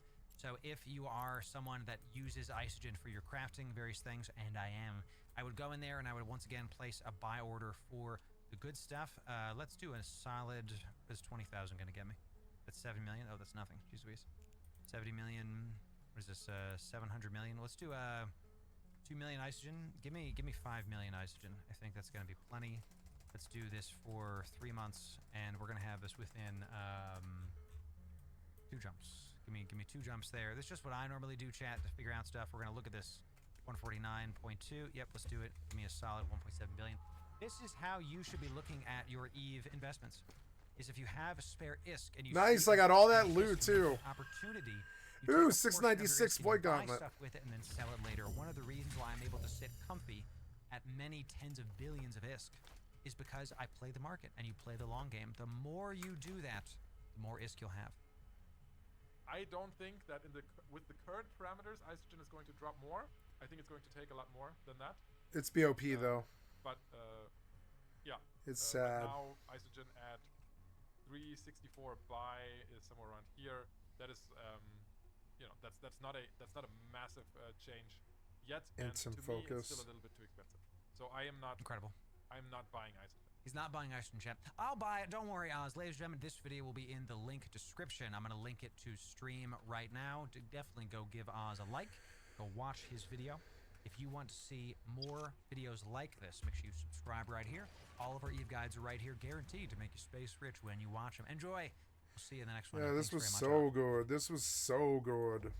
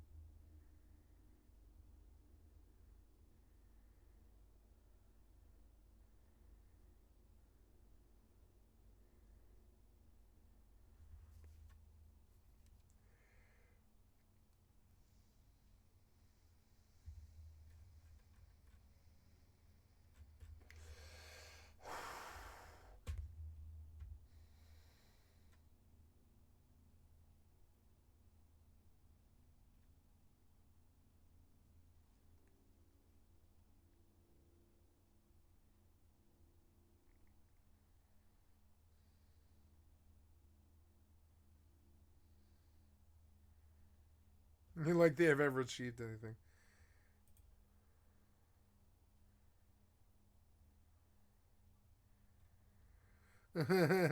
Hope you are doing okay.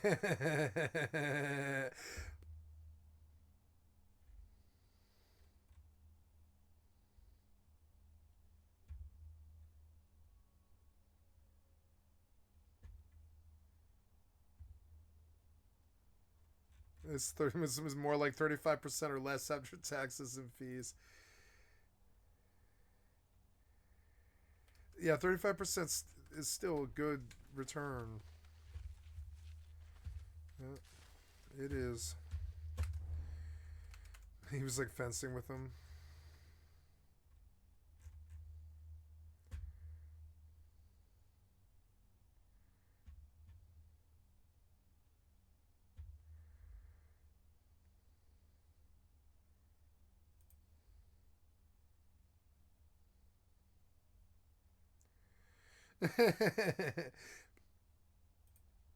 Charlie gets the pass for the machine gun because he's not waving the gun around to brag or whatever, or humble brag or any of this shit. He's like responding to Sneeko, and that was different. And so then once it opened that door, idiots like Caleb fucking started waving pieces around like this, like they want the world to fear America. I just had a couple of friends send me a clip where Jack Doherty just crashed his McLaren on stream. See, Jack Doherty is such a fucking idiot. Wow. While reading chat He or crashed his texting on McLaren. phone, and I just cannot fight the urge to make fun of this goober again. Insulting Jack Doherty is a God-given right, and I would be a fool to deny that. I can't resist. It's like trying to hold in a sneeze. I just have to let it out. I have to clown on Jack Doherty. The most punchable face on the planet here belongs to our protagonist, Jack. He is right now driving his McLaren, and his cameraman is doing a great job for the insurance company here, showcasing that he is not doing his due diligence of being a safe driver. So, the clip starts with him staring at his phone, staring a fucking hole through it. I'm pretty I'll sure be right he's back. reading the chat, though it is possible he's reading text or replying to text. Either way, though, he is distracted driving, and it's about to be a disaster.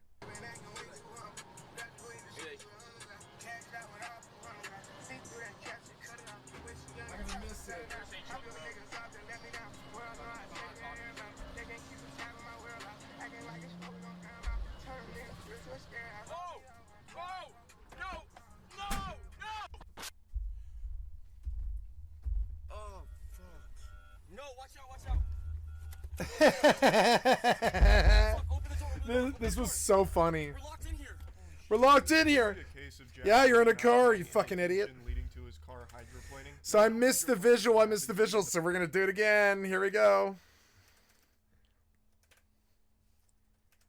Oh no. On Jack Doherty. The most punchable face on the planet here belongs to our protagonist, being a safe driver. So, the clip starts with him staring at his phone, staring a fucking hole through it. I'm pretty sure he's reading the chat, though it is possible he's reading text or replying to text. Either way, though, he is distracted driving, and it's about to be a disaster. I can't see shit. What?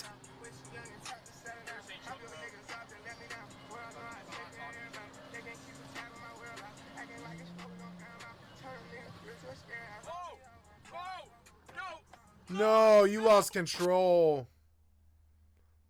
Oh, fuck. No, watch out, watch out. Oh. Fuck, open the door, open your door.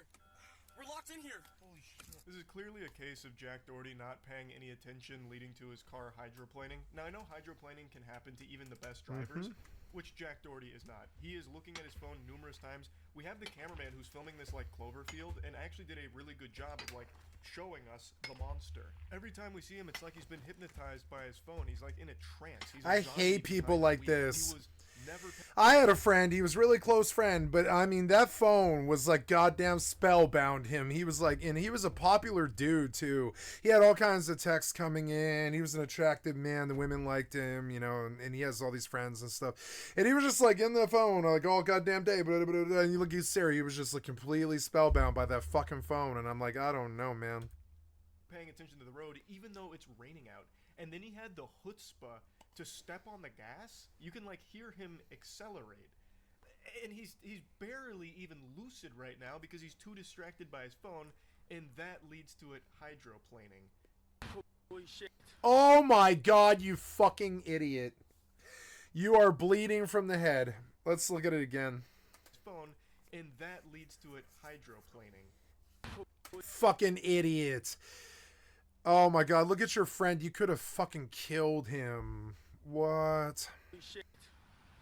Holy fucking shit. Oh, Michael. Are you okay? Holy No, no, he's not okay. No. Oh my god, bro. No, he needs a... You are so stupid. You are so fucking stupid. Why are you fucking filming this like it's funny or whatever? I mean, it is funny. He is clearly injured, bleeding from his head. You guys aren't making streamers look good. He is fucking leaking. And Jack Doherty doesn't give a shit. He hands him the phone to keep filming for stream and then tells him to film on an additional phone as well to get multiple angles, I guess. He was trying to make like a 360-degree video out of it. I have no clue.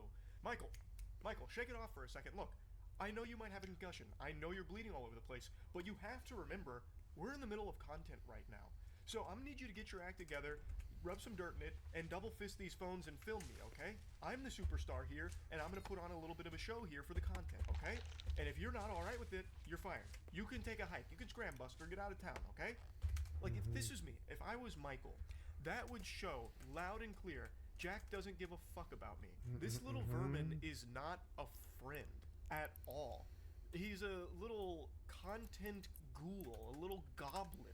I knew Jack Doherty was pathetic, but I had no idea he was this pitiful that this is considered content to him. Like, how can you possibly have so little shame? You just totaled your car with video evidence of you staring at your phone for most of your driving. And this car, like, fucking exploded like Humpty Dumpty here. The way you'll see his car fully in a moment. Yeah, it looks you like when drive guardrailed backwards- this. You guardrailed this dude. You put a guard. You're so lucky the guardrail did not go through his head. You're fucking stupid. You're done now. You're canceled probably. in a NASCAR game in the early 2000s. Like, he did. No, nothing if wrong. Charlie's scoring off you, you're probably canceled and done now. It's fucking insane. Completely totaled it. It is a miracle that neither one of them are in a coffin right now. And instead of doing the sensible thing of stopping the stream and getting medical care to your friend who clearly needs it, he instead doubles down and wants even more footage of it, even though he looks like the biggest fucking idiot on the planet for this. An unlovable, unlikable, irredeemable loser. It's affluenza. Affluenza is the word for this. It's affluenza. Remember that kid who killed 4 people? He was like in a SUV and he was texting or something like that, and he just crashed into 4 fucking people, killed all 4 of them, and he was like, "I was too rich to know any better," and it worked too. No, I mean it didn't work. Like they busted him, they fucked him around, and he ran to Mexico and violated the law and went to jail for like 5 years. Jesus Christ! Why are you acting like the cops? Yeah. Are you high? You're probably high. You're high on cocaine. Look how skinny you are. You're gonna be... Are you high on cocaine? You look like you're high on cocaine. Look how fucking skinny you are. You have to be high on cocaine. It doesn't look like you eat. You're high on cocaine, aren't you? Look at this fucking shot. You're high on cocaine. You can tell it from the white skin. And I mean, it's cold outside and he's pale because something really bad has happened, but...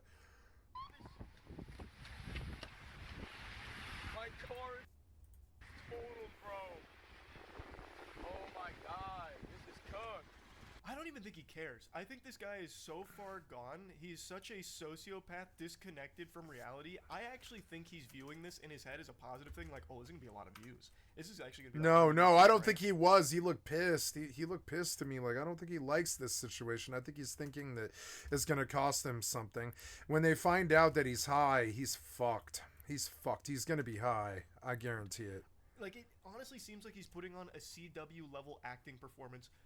Oh, bro, this is cooked. No, it's busted.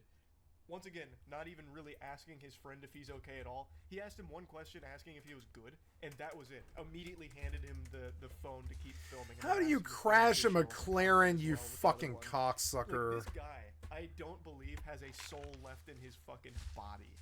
And also, I would argue that this McLaren was totaled even before this accident. Before this because happened. That paint job is a crime. Yeah, That looks that paint atrocious. It's like your job grandma's looks fucking polka dot horrible. wallpaper from the 70s. I don't know what that's even supposed to be. It looks like it was taken to a paintball tournament and used as cover. Maybe it was. Maybe that was the whole thing. But either way, that McLaren was living a sad life looking like that. And honestly, it might be for the best that it was put out of its misery.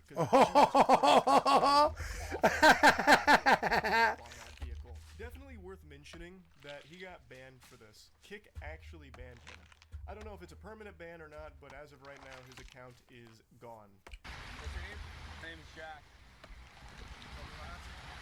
I was driving and then my tire just slipped and I lost control and then landed here.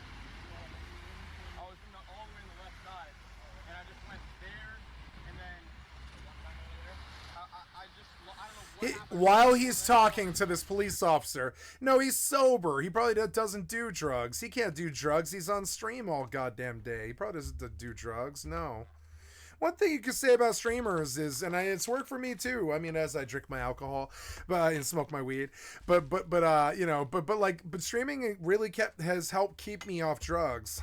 It definitely did. It's something to focus on, and I love it.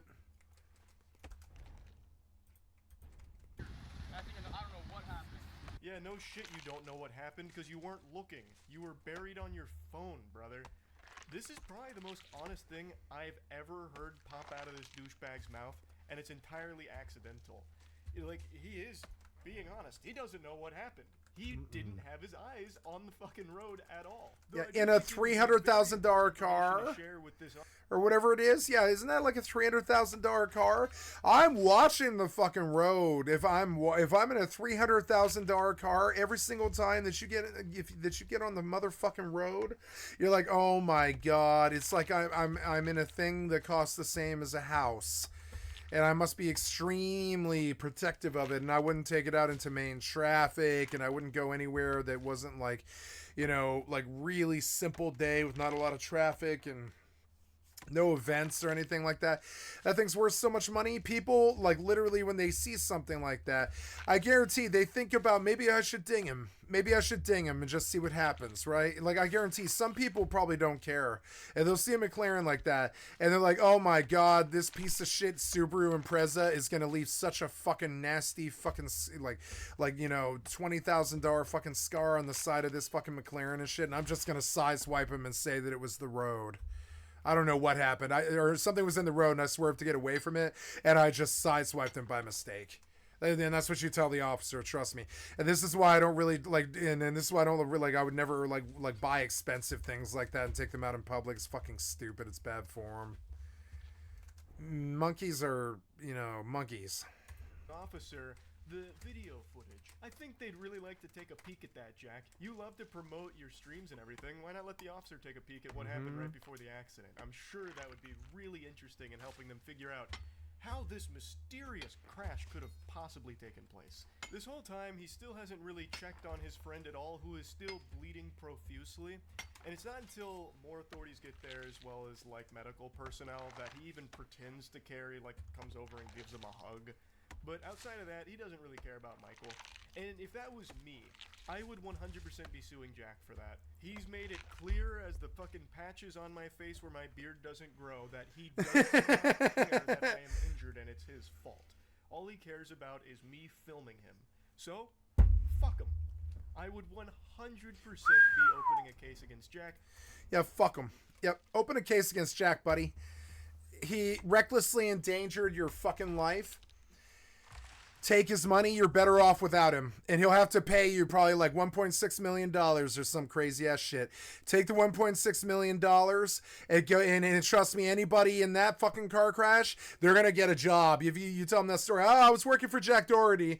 He crashed us into a fucking wall in his fucking McLaren. So I sued him for reckless endangerment. And then I fucking took the, because I was his employee. And then I took the $1.6 million and now I kick back in a house that I bought, and I don't have to do anything for like 5 or 10 years and shit, and I'm just here and like, yeah, you got a job for me? And they're like, are you kidding me? You're the kid who crashed in the McLaren. Yeah, come on down. You can sell beer for us. We'll send you to cons, and you can sell beer for us, and we'll pay you $200 an hour in compu and hotels and shit like that. That's what you do when stuff like this happens. You don't sit around Jack Doherty. They must be like best friends or something like that, or they wouldn't be in the same car. But I mean, like, god damn it, man. Like, I guess loyalty is loyalty. These people build crews. Jack will probably ruin him if he tries to walk away. Jack will probably fuck with him constantly. And that's the thing. People are reputational based, just like EVE Online. And that's the thing. You don't want to burn somebody like that. You don't want to sue him for $1.6 million. Or then they try and wreck you professionally with everybody they ever talk to. And honestly, more people are inclined to believe Jack Doherty than they are that random dude. Trust me. And that's the thing too. So say like that, I don't know, consideration wise, but he's right though. I would say sue this guy. take 1.6 million for reckless endangerment and be like, that could have been my life. It's obvious that you didn't care. Here's the evidence of it. And slam dunk it with a fucking jury. Take the 1.6 million or some shit and be like, this is what I'm gonna need to rebuild a career after he's done. It's gonna fucking hold me up like 5 years and shit. And everybody's gonna be like, is gonna mistrust me because I was in this car wreck with fucking stupid ass Jack Doherty. And it's affected my reputation and my job and all this. And then you sue him for 1.6 million. And then you go on down to some ad agency and you're like, hey man, I'm sitting around on 1.6 million because of this Jack Doherty fucking McLaren crash. But hey, can you give me a job and, you know, like in something facial? I'll go on camera or something, right? And they're like, oh yeah, sure, no problem. You're famous, right? And he's like, yeah, I have 300,000 people on my Facebook. And they're like, what? And he's like, yeah, I have 300,000 people on my Facebook. Yeah. And he just shows it to them and they're like, yeah, okay.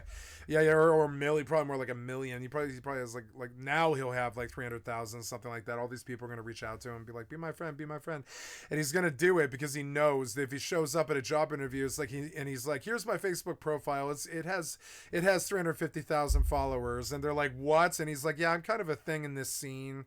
And that'll get you a job. Trust me, it will. People are like, well, he's obviously talented and powerful. Give him a job. And that's the thing. And get a job with somebody who isn't going to crash you into a fucking wall and get your head chopped off by fucking rebar. It looked like he damn near got his head almost chopped off by rebar. Sue this motherfucker and step. Charlie is right about that.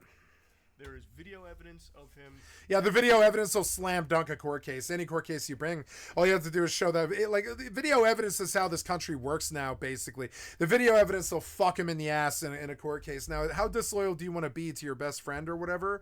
And I doubt anything happens. I doubt anything happens at all. I bet they both just let it go. It's obvious that it was hydroplaning. Now, when you hit hydroplane, I mean, it's a McLaren. It's gonna hydroplane. It weighs nothing. It's a McLaren. Of course, it's gonna hydroplane. You fucking idiot. I would not take the McLaren in the rain. You are fucking stupid. Do not take the McLaren in the rain. You fucking moron. Take the G-Wagon. Take the G-Wagon. You're fucking stupid. Do as Shane Dawson taught you, and take the G-Wagon. Do not take the fucking McLaren in the fucking rain, or you just hydroplane into the fucking underpass and damn near kill your best friend or your cameraman or whatever. It's insane. Like, come on, man. Like, you know fucking better than this. Everybody does. Everybody knows better than to take the McLaren out in the rainstorm. You know what the fuck's gonna happen. Simple critical thinking. Something about the social media, it just killed it in their generation. I don't know what it is.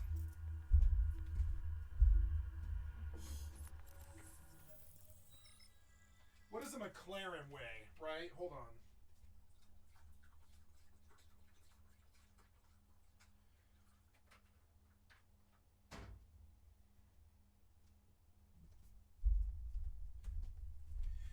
Okay, guys, so fun gearhead question. I wish my friend Kay was here, because he might know. He would have a pretty good idea, I think. How much does a McLaren weigh? Let's take a fucking, a guess. I know nobody's watching. I don't fucking care. This is going to be a video later. I don't fucking care. How much does a McLaren weigh? I'm going to say 650 pounds, but let's go see. The Google has an answer. The Google knows. The Google knows. The Google will tell us. How much does a McLaren weigh? 3,362 pounds? Is that right? There's no way it weighs more than a ton. Really? There's no way this weighs 3,000 pounds. Is that really right? 2,700 pounds. So I guess, yeah, I guess, yeah, it does actually weigh something. It's probably is really heavy. It's probably really heavy.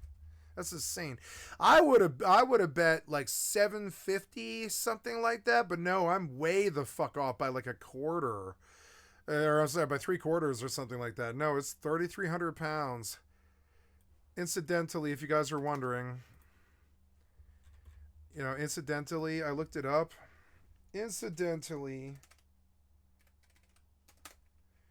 if you guys were wondering,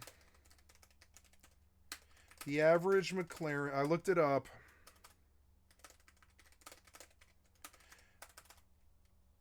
The average McLaren weighs 33 pounds. Is it McLaren? I'm sorry, I misspelled it. Yeah, the McLaren. It's actually a McLaren. McLaren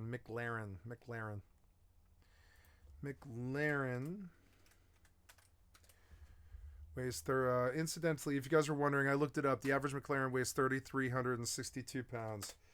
For some reason, I was thinking these things were like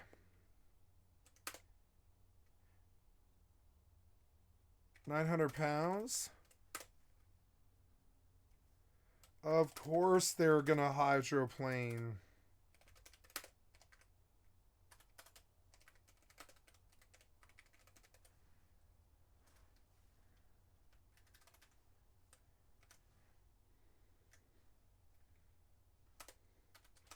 But no, I was way off. 362 pounds. I feel like that's enough weight to stop the damn car when it hydroplanes.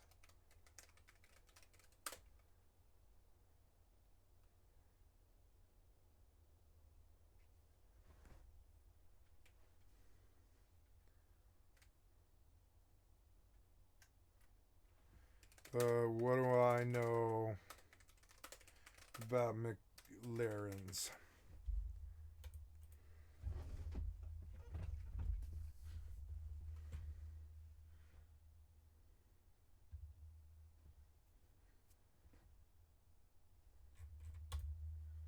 Driving or reading chat while driving, just being distracted and causing this crash that has now injured me. So, I'd be coming for a little piece of that pie, because he is a piece of shit. Yeah, don't be around him and take I don't money. know if it would be like a slam dunk case if he tried, but this would absolutely. I think it is a slam dunk case. It's reckless endangerment. That shit is just. It's open and shut. They want me to be back. They don't want me to be here.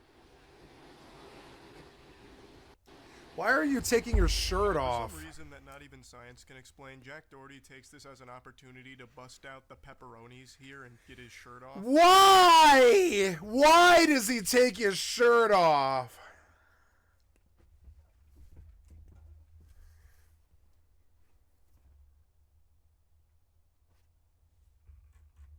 I don't understand why he likes to be shirtless so much when he has a body that's built like a bag of milk. I thought for like a split second maybe... What? I don't know. His body is fine. Nope.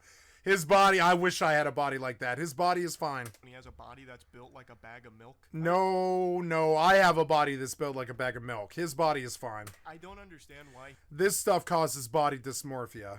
He should not have made a comment about his body. He likes to be shirtless so No, his body is fine. You shouldn't have brought his body into it. so much when he has a body that's built like a No, bag none of this. You shouldn't have brought his body into it.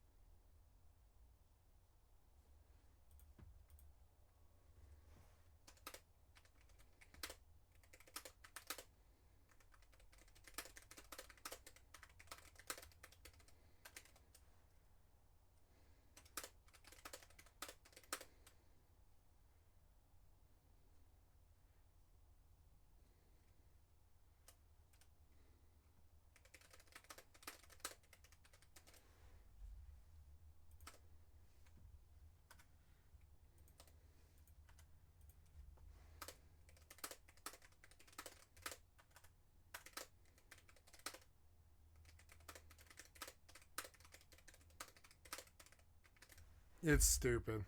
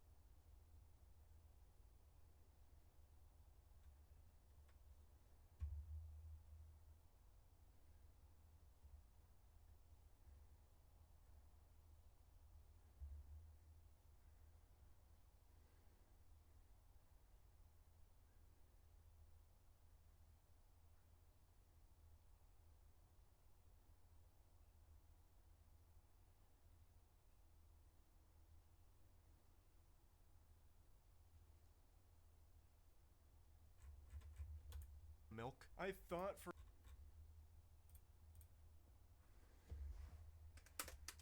Can't do anything was stupid.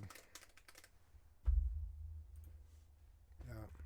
for like a split second, maybe the medical personnel asked him to do that so they could check him for like abrasions or anything like that.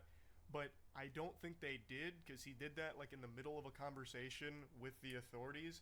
And he does get into like the back of an ambulance to get examined, but from what I can hear, Yeah, they're scared of whiplash and shock and all this all this shit. You just totaled the car, you fucking moron. They're terrified of whiplash. They're like really checking you. They're like, are you in shock? Is there something wrong that we didn't catch? Are you impaled by something? And are you bleeding internally? We're gonna check you over. asked him to take his shirt off. Plus, they probably Nobody asked you to take your shirt off in the motherfucking rain where you've taken no visible damage from the idiot $300,000 McLaren total.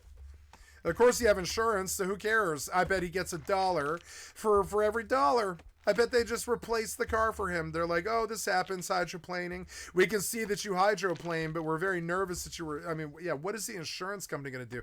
Can he get the insurance company to back this? No, the insurance company's going to be like, hell no. You crashed this car, and we're not paying for it. I guarantee they're going to have a battle with the insurance company. would have done that in the ambulance as opposed to just on the road. They're gonna have a battle with They're gonna have a battle with the insurance company. I didn't say anything.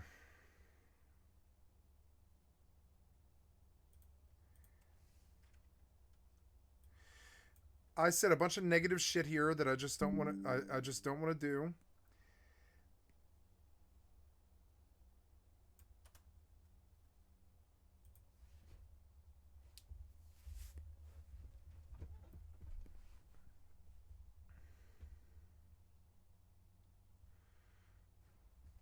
And I'll just leave it at that. I don't know for sure. Most of the time, Jack Doherty does have his shirt off for some reason, and not even totaling his McLaren and splitting his friend's face open is enough to stop him. Off come hell or high water, it doesn't matter. And man, we are all the worse off for it.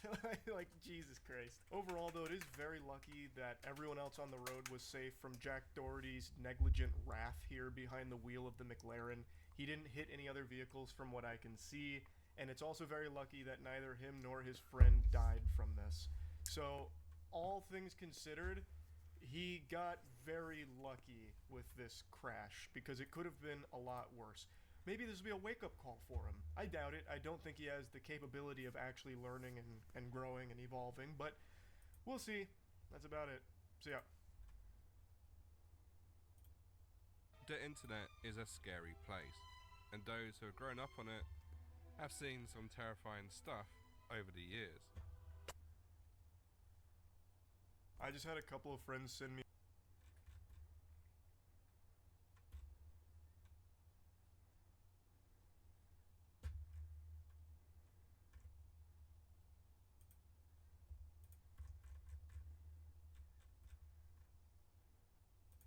There's a lot of really good stuff. I can't believe this. The internet is a scary place. Those who have grown up on it Thank you, Moist Critical, for the excellent content for my stream. I've liked and subbed to your channel. It was good. It was good.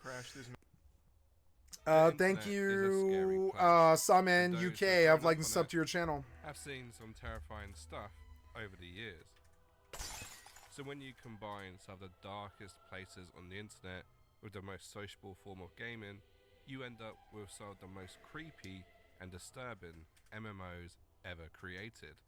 That's right, in today's video, I want to take a look at some of the most concerning, massively multiplayer online games to have ever existed and which are still playable in some capacity today.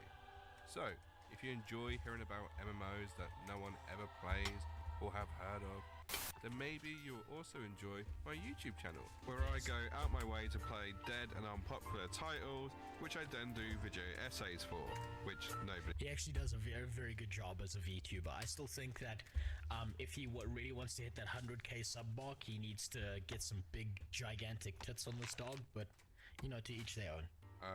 Like and subscribe? So the intro out the way, and a quick warning to say you might be shocked at what you see. Let's begin with one of the lighter and less disturbing games that I'll be playing in today's video. The Endless Forest. So the first game to kick off the list is The Endless Forest, which I would describe as a social MMO released back in 2005. I was able to download the game directly from the Endless Forest website, which by itself could be considered disturbing simply because of the layout and the colour scheme. Thankfully, my PC had high enough specs to actually download this game. Also, to anyone interested, I'll have an article on my website with instructions and links to all the games that have been mentioned today. Anyway, enough shameless plugs. After a quick install, I loaded up the Endless Forest, which starts with a cinematic sort of title opening. Oh yes, my Astral The Rings. premise of the game is pretty simple. It's a social MMO where you are a deer in a forest and surrounded by Oh deer. my god. And oh yeah, there's no text chat. Are you Of course, fucking it is a serious? MMO if you're not connected to the internet, which was my Why? A trend throughout this video is that to actually get some of these games to work, I had to disable my antivirus. Yeah, I put think you this probably down to did. the game being old as opposed to malicious. Although, if in the next couple of days my PC starts acting funny, I'll most likely look back at let this you know. video and say, yeah, that was the root cause right there. Anyway, I'd installed Direct Play, I'd allowed this through my firewall, and I was ready to go back into the Endless Forest. And to my surprise, there were 52 other people playing this game. 52! That's a lot. That's more than New World. The game starts with you waking up from a long sleep, I guess, and you discover that something weird has happened to your face. It looks like grandma, the fucking thing. Hey, get the fuck out of here.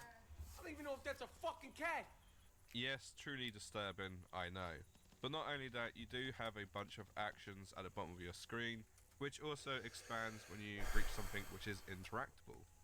And that big yellow thing around me, I haven't got a clue what that is. That could be some satanic symbol for all I know. I bumped into another growing up their mind, and without That could be a satanic symbol for proceeded to all I check the know. actions at the bottom of my screen, and honestly, they didn't seem to respond to anything I was doing, so I just assumed they were AFK. Either that or they... That could be a satanic symbol.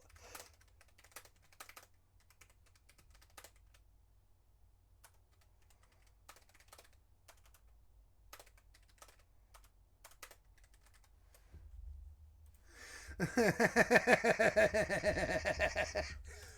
died at their keyboard.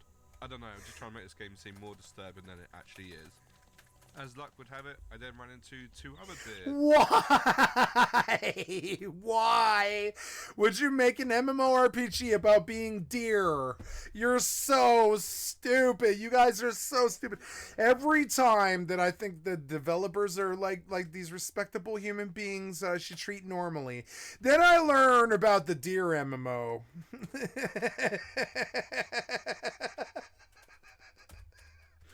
And I'm like, oh dear, oh dear, oh dear.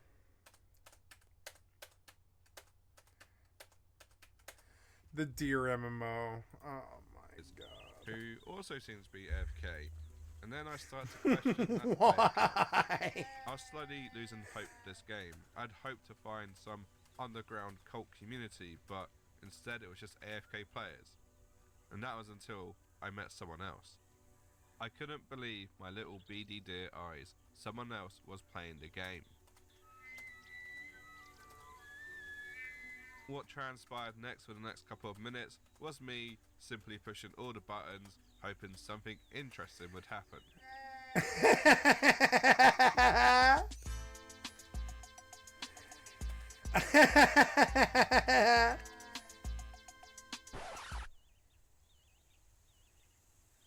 Apparently that scared them off and was the wrong move. Note for next time, I guess. Why would you make this game? And more haunting deer-like figures. I used the radar on the outside of the screen to find some landmarks for a player hub, but I was just met with more loneliness. It felt more like a haunted forest as opposed to a endless one. I came here expecting some sort of quirky social MMO, but what I got oh look, it's my friend from earlier. At least I think it is. I can't be sure because there are no name tags in this game, which just adds to the fun. I didn't proceed to follow them, which is absolutely fucked. There's no name tags in this game, which is absolutely fucked. We ended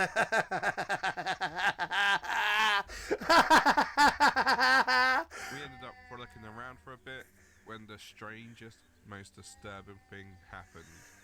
We were joined by a oh my god, what there's chances 3 that people. there'd be 3 of us playing this game this late at night. It's just random, right? We then found out if you drink the water, you turn into a frog. So guess what we did? We all drank the water. Of course we did. Although for some reason Steve here, yes I named him Steve, turned into a squirrel. Yes, I named him I Steve. just want to point out that Steve here turned into a squirrel. the music that plays is actually Steve turned into a squirrel. Yes, I named him Steve.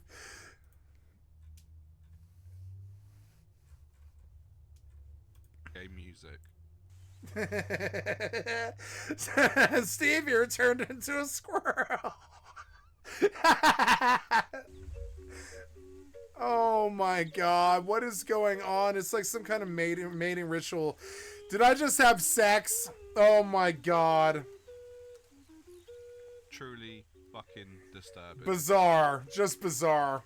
Apparently, this was a real bonding moment for me, Steve, and I'm going to call him Kevin. Steve and Kevin, yeah, of course they're men.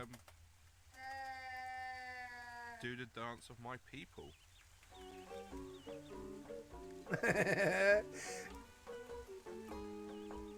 So how disturbing is this game? Well, let's rate it. The player models are definitely disturbing because that stuff haunts me still to this day.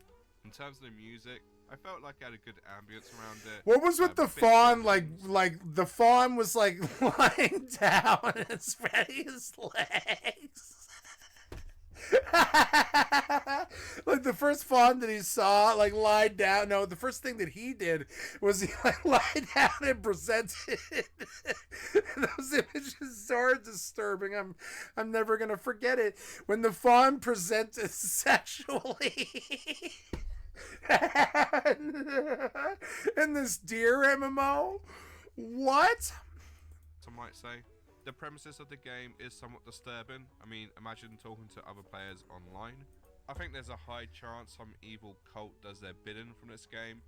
You know, by doing deer signals and stuff. And the player base Endless forest, where you're just like you and a bunch of deer.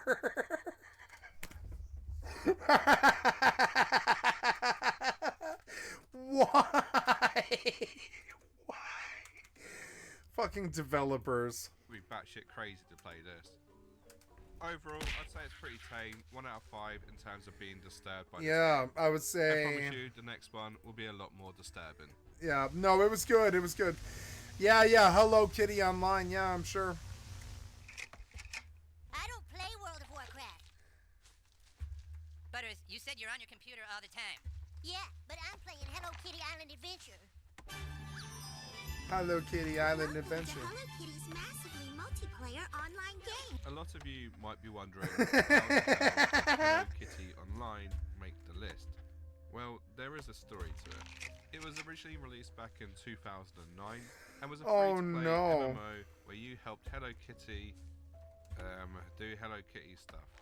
Fun fact, did you know Hello Kitty isn't actually a cat? Weird, huh? What? In 2012, the game started to decline when it unofficially stopped being supported, and naturally, the player popularity also started to plummet. Download links to the game were also removed from the official website, and then in 2017, the servers were closed down.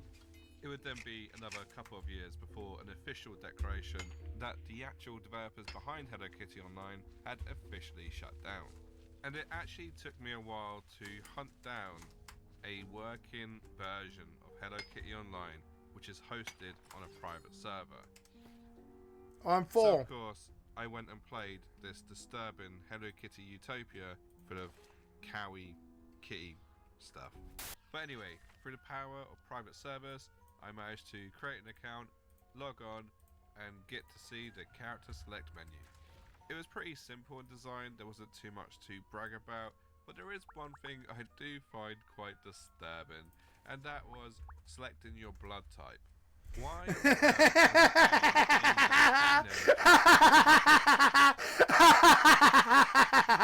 Asking for their blood type, even though the game is supposed to be wholesome and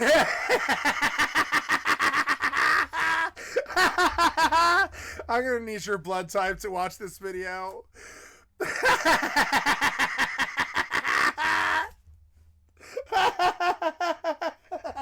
Why would the game need your blood type? The way he delivered the joke was actually hilarious. Why would this game need your blood type?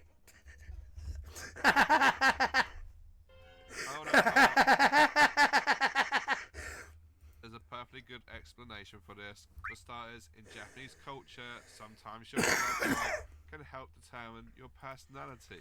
When it comes Oh to the my games industry, God. the Japanese do not push boundaries, okay? No. Except for when they just push past the boundaries.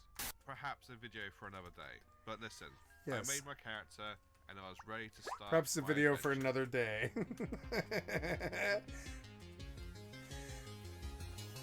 Yes, Hello Kitty Online. You can really tell who this game is aimed at, and I'm pretty confident I'm not the intended audience. We'll get to that in a second. The game starts off by teaching you the basics of questing, And I'm not that basics of audience. your inventory. There are even materials you can harvest and craft with, so it does have an all-round MMO feel about it. Oh It's a very no. harmless MMO. Yeah, I'm There's sure it nothing really is. predatory about it. No. Apart from the actual predators who played it. The actual predators have played it. I'll be honest, I'm not a Oh. Hello Kitty fan, so I don't really know the lore, but I'm pretty sure it's not aimed at anyone above the age of 20. I mean, just look at this minigame that I'm playing. It's not exactly Elden Ring, is it? And this is when it takes a turn for the worse, because what if I was to tell you the game was targeted by hackers, which resulted in 3.3 million user accounts being leaked. Personal details such as first name, last name, age, gender, country of origin, email address, and even their forgotten password were all leaked. But don't panic, the Aww. credit card details were safe and they weren't leaked. This information was freely available for a month, which in internet terms means it's probably out there forever. It's not exactly a new concept, a MMO aimed at kids. There have been plenty over the years. However, to my knowledge, they haven't been hacked and had all their player details leaked to the dark web. So how disturbing is Hello Kitty Online? I think as a game, it's perfectly fine. But the fact that they had such a big data breach, it really does make me question how much they actually protected the players who actually played the game. So it's probably a good thing the game got shut down, but let's be honest, it's still quite disturbing. Y'all need to hide your kids, How's your wife? Oh, and apparently Hello Kitty is demonic and used to spread satanic messages or something. So I'm going to give this a 2 out of 5 on the disturbed score, simply because it seems like a game that Dr. Disrespect might send you whispers on. And yeah, that's downright creepy and disturbing. Stop! Don't touch me there. This is my no-no square. This is my no-no square. Worlds.com was the first internet-based virtual chat. It was created back in 1995 and allowed players from all around the globe to interact with one another across the web. It's safe to say that VR chat has evolved over the years.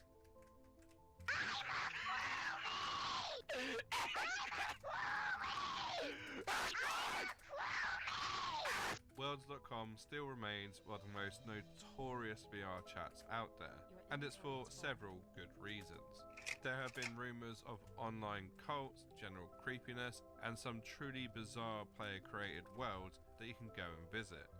Sadly though, at the time of making this video, I have some bad news. When I went to play Worlds.com, there was a slight issue with connecting to the servers. I did all my usual troubleshooting steps, but I was still unable to connect. So I went to the Worlds.com Reddit, and what I saw was not great. Look how they mess with my boy. The servers are down, and no one knows when they'll be back up again. There's even a Worlds offline subreddit. That's devotion for you right there. Now, the good news is you can play it offline, but what that means is that you can't go to any custom worlds, which is pretty much the highlight of this game and where you can find all the depravity. It's been over a month and there's no official reason as to why it's been taken down either. But in the interest of science, I did play it offline quite a bit, and there was still some disturbing stuff to be found. So, you know, don't panic. I still have some footage to show you. So one of the first things to hit you is just how retro these graphics are. If anything, it reminds me of Duke Nukem 3D, if you're old enough to know what that is, and cool enough to know what that is. Hail to the king, baby. Hail to the king, As you baby. saw, I was a grey blob, so I need to change my avatar. Now, unfortunately, because the server is down, this ain't gonna happen. But I do get to see the types of avatars you can pick from. And I just want to point out, these are in the base game. These aren't custom ones. These are ones the developer thought would be appropriate. I think I've just shown my age here, but they remind me of like 90s rave music videos. You know, like the one that Jason Statham was in?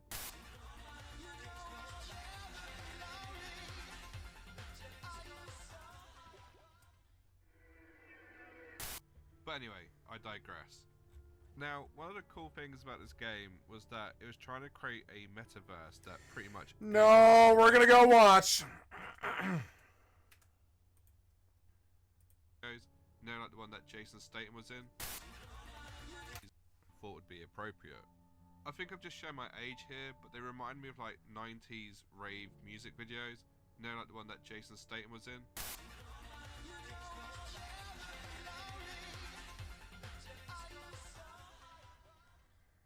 What? But anyway. Wait, what was this now?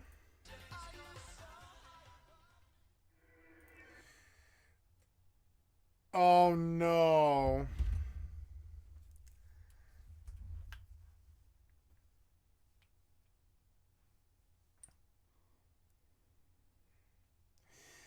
Jason's oh no, the shaming coming on strong. Oh no, oh no. I'm gonna send this to my best friend because he will love me for doing it.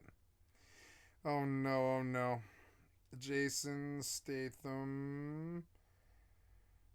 No, I'm sorry, the shaman. The shaman coming on strong. Oh no. Oh no, oh no.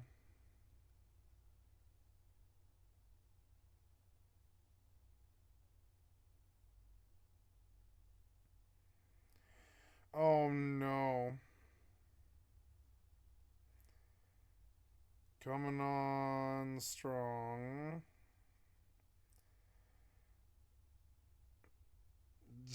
Jason Statham. Oh my god. I'm gonna watch this.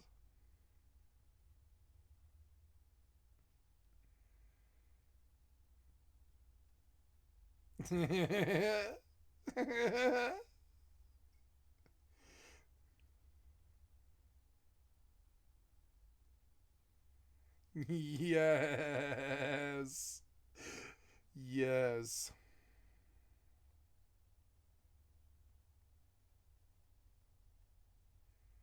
Jason Statham. Jason Statham.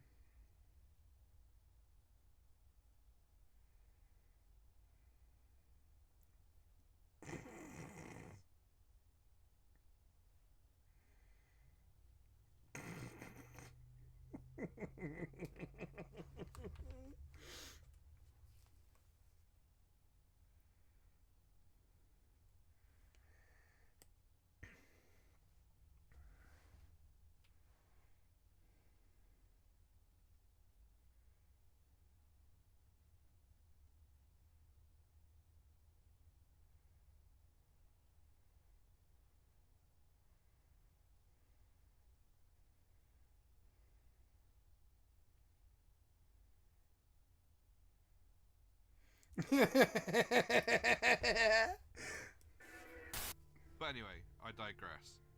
Now, oh my god. Cool things about this game was that it was trying to create a metaverse that pretty much anyone could invest in, and it actually managed to draw in some big celebrities. Jason Statham Brave music video.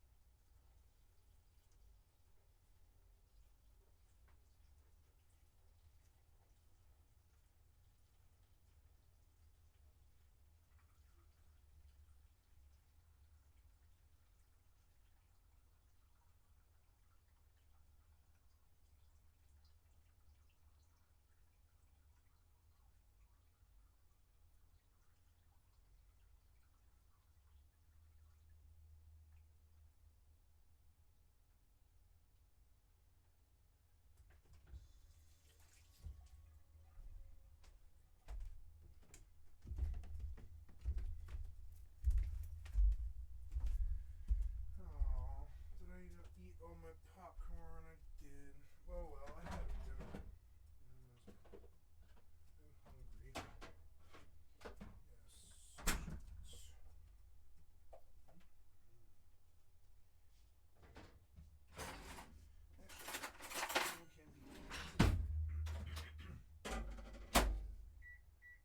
we will. I have curry chicken for dinner, and I'm cooking it. So, the first world we're going to visit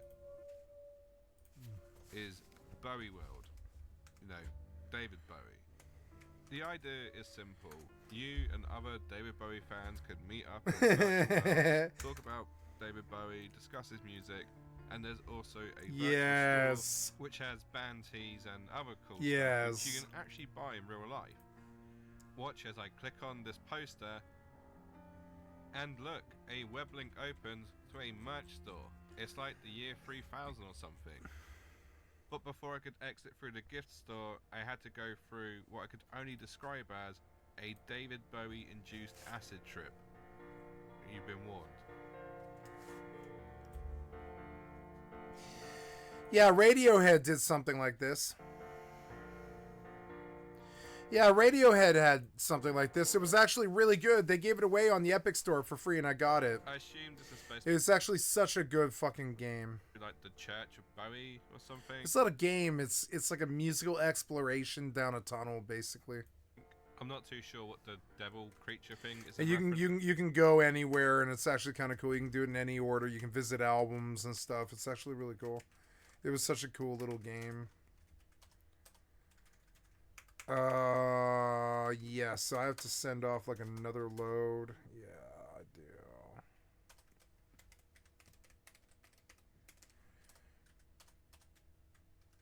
We'll send it all off, all of it. She's got the room. The astral rings are the main thing. And then one more energy ring and I'm done. Nice, it wasn't that bad.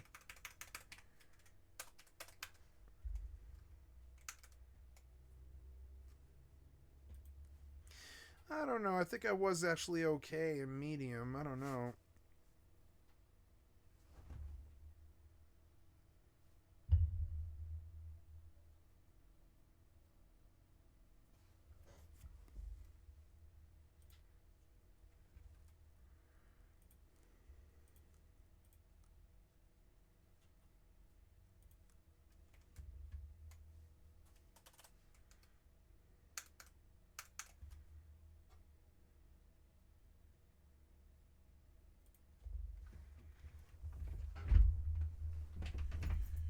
Oh, curry chicken.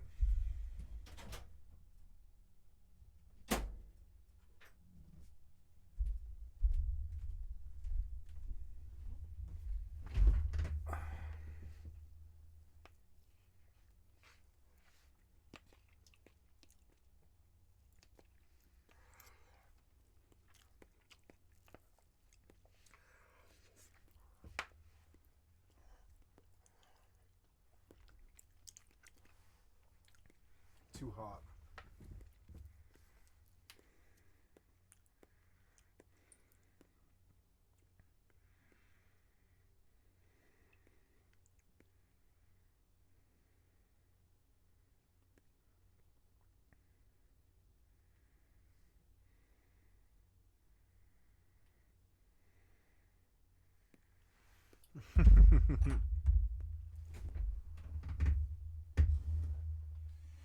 Okay, Icarus, let's go back in and see how it's running. I'm noticing that my computer was making a sound when this game was running.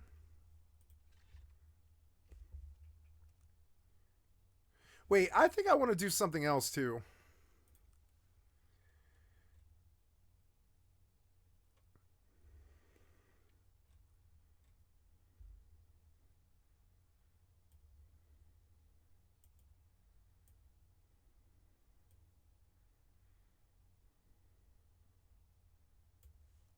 There, try that. That might be also what's happening here.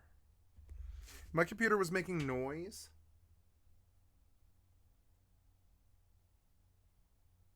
But it's not anymore. And it's because it was because of Icarus, I think. It's not too good. I made my way down a corridor and it actually led me to an indoor stage. I assume that's what it's supposed to be. I can imagine it's 1995 and everyone's come to the Bowie concert on wells.com. And there's no voice chat, so it's just a bunch of people typing out lyrics at the same time, maybe coordinating when to push play on the tape recorder at the exact same time. Man, what a time to be alive. I truly missed out. Take that Travis Scott Fortnite concert, nobody cares. We got Bowie. I then found a bunch of rooms which were themed after David Bowie throughout the years. And honestly, nothing in this was really disturbing. It just reminded me of a really bad MySpace fan page, if you know the sorts. But as much as I was loving Bowie Land by myself at like 11 o'clock at night, there was somewhere else I needed to be. And that was, of course... It's Britney, bitch. It's Britney, bitch.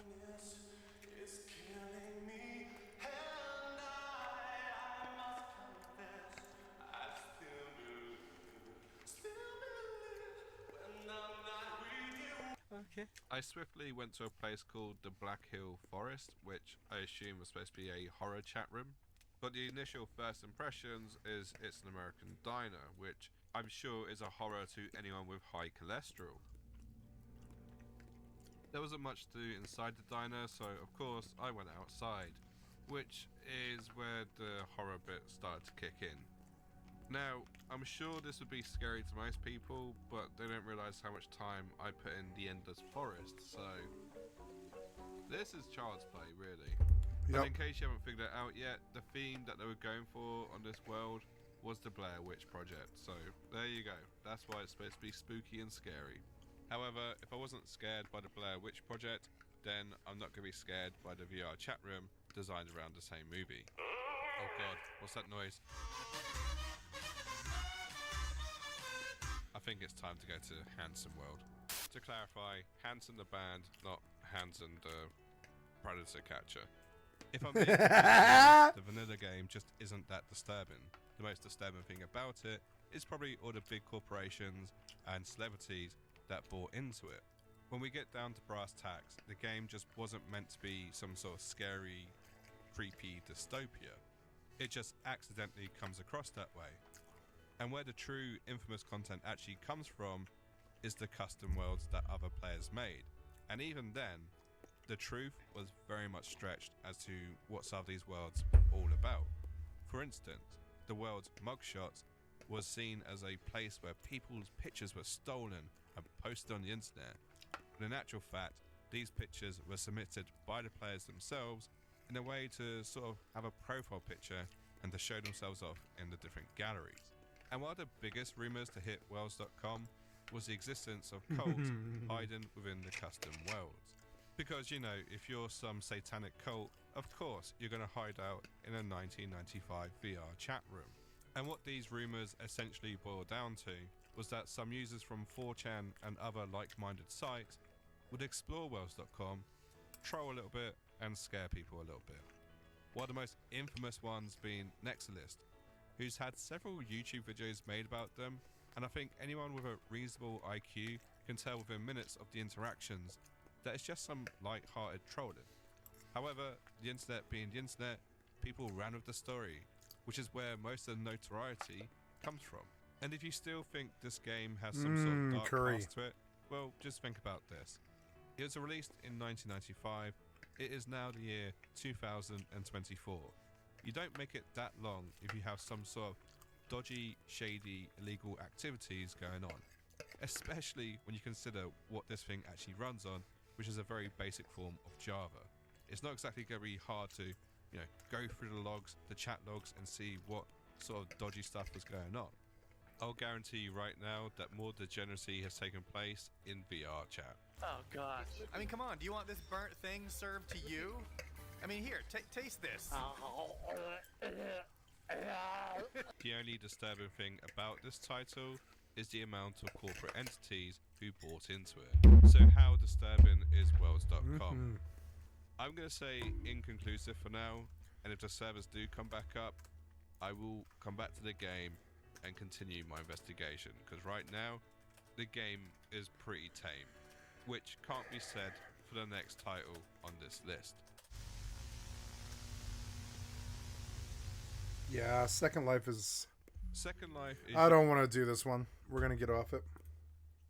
From the screen to the ring to the pen to the king. Where's my crown? Always trouble when I ring. Yep, I'm evolving from a professional voice actor to now a music artist. So as you may have heard recently, because it is being memed all from the screen to the ring to the pen to the king. Where's my crown? Always trouble when I ring. Yep, I'm evolving from a professional voice actor to now a music artist. So as you may have heard recently, because it is being memed all over the internet, any social media you go onto, you'll see people relentlessly mocking it. KSI has released a new song. To the king, where's my crown? That's my bling. And from the take people are having online, it seems this song is about as decent as Jake Paul's It's Everyday Bro. It's everyday, bro. A legendary banger that came out in 2020. Except KSI doesn't have that Disney Channel flow, instead focusing from the screen to the ring to the pen to the king. So this whole apology video gag basically transformed into a new song that he made called Thick of It. He also got Trippy Red to have a feature in the song. I know Trippy Red. I know it is pronounced Trippy Red. I've never made that mistake before. Boykati, Trippy Red, but yeah, if you've listened to the recent Trippy Red and Machine Gun... I'm gonna go get dessert. Dessert.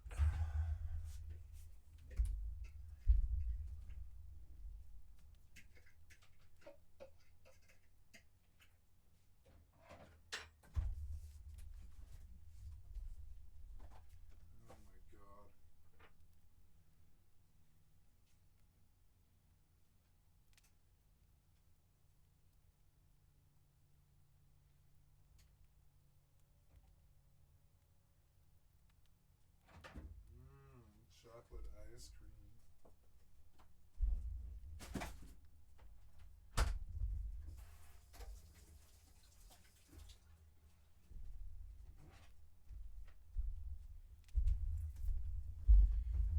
Chocolate ice cream, yeah. Gun Kelly project, you'll know the genre.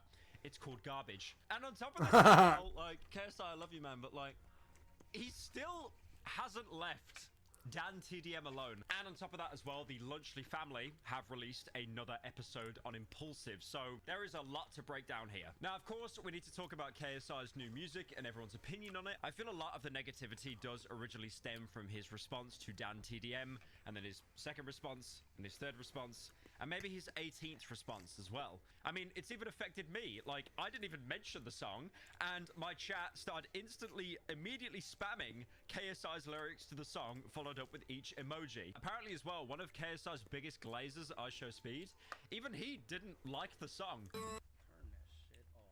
that shit off! Even big streamers like Agent 00, like, they just didn't like the music. I'm trying to put two and two together, bro, because this shit sucked. Yeah. So I'm trying to think of how do you even get to the point where you're shooting a video for some shit that sucks. And of course, who is the biggest KSI renter in the entire planet? Jake Paul. And he responded by stealing a 12-year-old Facebook joke. Thank you, KSI, you hero. My 83-year-old grandpa hasn't been able to walk in years, but when you released this song, he finally stood up and turned this shit off. I like how that has to be like one of the most stolen jokes of all time. And also, don't even get me started on the Nick A30 and KSI quote tweet debacle as well. That entire drama was basically the equivalent of the Battle of Mid. It was Nick A30 quote tweeting KSI saying you think you're the king, because Nick A30, as you know, his entire bit is saying he's the king, also orchestrating people on Fortnite to have these amazing cinematic battles, and then you get banned if you don't play your part. Oh, you think you're the king? I'm the king. Oh, wait! Guys! And then KSI replied by doing a grammar correction, and then Nick replied with a video of himself. Again, like, out of all the beef that's happened, that was the absolute battle of nothing happened. Watching that unfold was like watching an A24 film. So the problem is KSI is in a bit of a kerfuffle right now, because he got into the drama with Lunchley for, like, you know, berating Dan so much when Dan called him out. And now KSI has released music, and also, like I mentioned last video, he made that entire website saying my apology, and then you go onto it, and all it does is pre-save his music, thick of it, onto your device. Now, I can 100% guarantee, without a shadow of a doubt, KSI is sat there thinking that he's some kind of marketing genius. I just do it because I know it pisses people off. Bro, I look on Twitter and I go, oh wow, these people actually care that I'm just saying all these You things said you about want to start that. a real life chant about that. Yeah, because it's You just, are not the outlaw. I like to continue it because it's just funny. It wasn't funny. It's not funny. Nah, bro, it was great. I'm using it as promo for my song. That everyone on the internet is talking about him now, you know, because the way it works, right? Any news is good news. If you have so many people on the internet attacking you, hating on you, that's good. It doesn't sound good, but it is, because that translates into attention, you know, revenue. People are talking about you, and then a couple of those people might even check out the song just to rib on it. I think a lot of e-celebs would agree that it is better to be hated by everyone than no one knowing who you are. You know, KSI's biggest fear, his kryptonite for someone that is so monolithically huge, would be to fall off. And this isn't falling off, it's the complete opposite. He's getting more attention now than he probably has in the past 3 years. I mean, yes, it's people making fun of him, but these are people who never would have even heard that he existed otherwise. So obviously take that information into consideration, because it really goes to show that KSI is purposely still going after Dan, because he knows it gets him backlash, and backlash equals retention, equals clicks, equals views. Like how he tweeted at Dan saying, why don't you come over to Sidecast, let's talk this out like men. He also made fun of Kai Cenat having his own McDonald's collab, releasing his own meal, which apparently is a Big Mac, fries, and a Sprite. That's more fucking bland than the Travis Scott meal. Are you doing a bit? You also might have noticed that KSI's bio on his Twitter says ran by Team KSI, because a couple of years ago he was basically done with Twitter. He didn't want to use it anymore, and then he kind of got bored, and then he came back. So instead of Twitter being ran by just his management, it's now run by Team KSI, which includes him and his team. I'm definitely guessing that all these snide jabs made at Dan are not from anyone else but KSI. But like I said earlier, it's really obvious that KSI is feeding into this. You know, it's not like an ego thing anymore. He's realizing that he's getting more people talk about him now than ever before. A good example with me was the August 27th incident. You know, when I booted up Team Fortress 2 and nothing happened. Oh, fuck. That had a lot of internet circles talking, especially ones that didn't know about me or didn't even know that I existed. And that's exactly what KSI is trying to tap into. It's basically the equivalent of rage baiting. It's not as bad as like Neon and all these other, like, you know, clip farmers that go around and just, you know, act like complete morons. Can I throw my phone at it or no? No. No? No. Calm down. Stop. You little shit. What's wrong with you? It's a squirrel.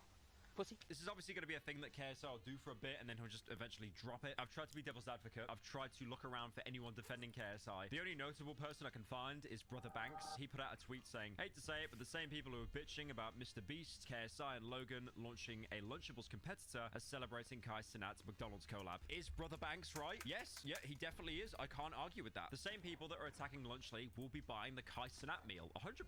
But the reason why people didn't like Lunchly was for a multitude of reasons. Firstly, again, as I've said many times, the biggest collaborator in that project, Mr. Beast, is undergoing serious allegations. And by him doing this collab, he kind of put his head out of the water again. And a lot of people actually realized, wait, this guy hasn't actually responded yet. And I think it's because it was so Twitter focused as well, the promotion for this. When Mr. Beast was uploading on YouTube, people cried, people disliked because he didn't respond. But at the same time, they thought, well, we can't really do much. We're stuck on Twitter. But then when they moved over to Twitter promoting Lunchlys, it's like, okay, now it's fair game. Now we can attack. And I think as well, a lot of the reason why there's so much negativity is, apart from the product itself, more the fact how relentlessly promoted it's being. Like, I thought it was bad with Prime, but as I talked about last video, Logan Paul, hours before his daughter was born, was literally using the birth of his child as a Lunchly shill. And I think Gen Z are the generation that are becoming very aware when they're being advertised to. For example, when you watch a YouTube ad promoting something, chances are you're going to skip straight through it. You don't care. You don't want to consume the product. You'll mindlessly consume content that you forget about after 10, 15 minutes. But God, no, will you never watch an ad? Nope. Well, with Kai Cenat, that's actually a collab. He's not making the food himself. He's not trying to compete with McDonald's. What KSI, Logan, and Mr. Breast are doing is trying to actually compete. Google me right now. Kai Cenat is starting his own McDonald's chain. Obviously, Lunchly isn't the only moneymaker they've got. They have Prime as well, which I assume isn't selling that great compared to when it initially launched. So they're doing a collab with Central C at the minute, and as well at the same time, they were sending bottles of Prime to people in North Carolina that were affected by Hurricane Helene. Now, obviously, because Twitter is Twitter, they got a lot of backlash for sending all that Prime to Hurricane Helene. It's like, why not just send water? Why send your own product like it's free advertising? But to be fair, it's a goodwill thing. It keeps people hydrated. That's one of the things that I feel to attack on is a bit of a low blow. Like, is it going to make them look good? Is it promotion? Yes, those are side effects, but also they are actually helping people that have probably lost their homes and stuff. I mean, it's kind of surreal because I've even seen Hurricane Helene come up on my For You page on TikTok. There's this one account that I follow called Fairy Drainer. Just stay with me on this. And they were pretty badly affected as well. Like, their entire house was basically flooded because of this hurricane. Like, it did genuinely mess up a lot of people's houses and even made some people basically homeless. So not only is KSI been going absolutely ham on Dan on Twitter, hey, that rhymes, Lamau. But he's also been appearing on some of his own podcasts and also going after Dan there as well. Now, KSI did an episode with his boys on Side Plus that is behind a paywall, but obviously kids recorded it and then leaked it onto TikTok. Now, that sounds really scummy of me, right? Showing you a clip of something behind a paywall, even though other people leaked it online. Well, to be fair, KSI doesn't pay for his Windows or his editing software, so I think we're allowed this one pass. Talking about villain. Oh. Do we want to talk about Dan Dan TDM? Yeah. I'm not trying to ridicule Dan TDM. What's the respect on his name? This is your beef. Hasn't he got more subs than you? Yeah, he does. He does. It's not all about subs. It's about who's still relevant to this day. He's pretty relevant. But anyway, back off, Dan. I'm pretty sure he did back off. I'm pretty sure he backed off that. He just made his one tweet and that was made his one tweet and I'm gonna be on his ass forever now. Yeah, bro, you mess with the wrong brother. I don't think you need to, honestly. I think he's said his piece and you've had a little cry. No, yeah, and I will continue to cry. I'll be crying for years.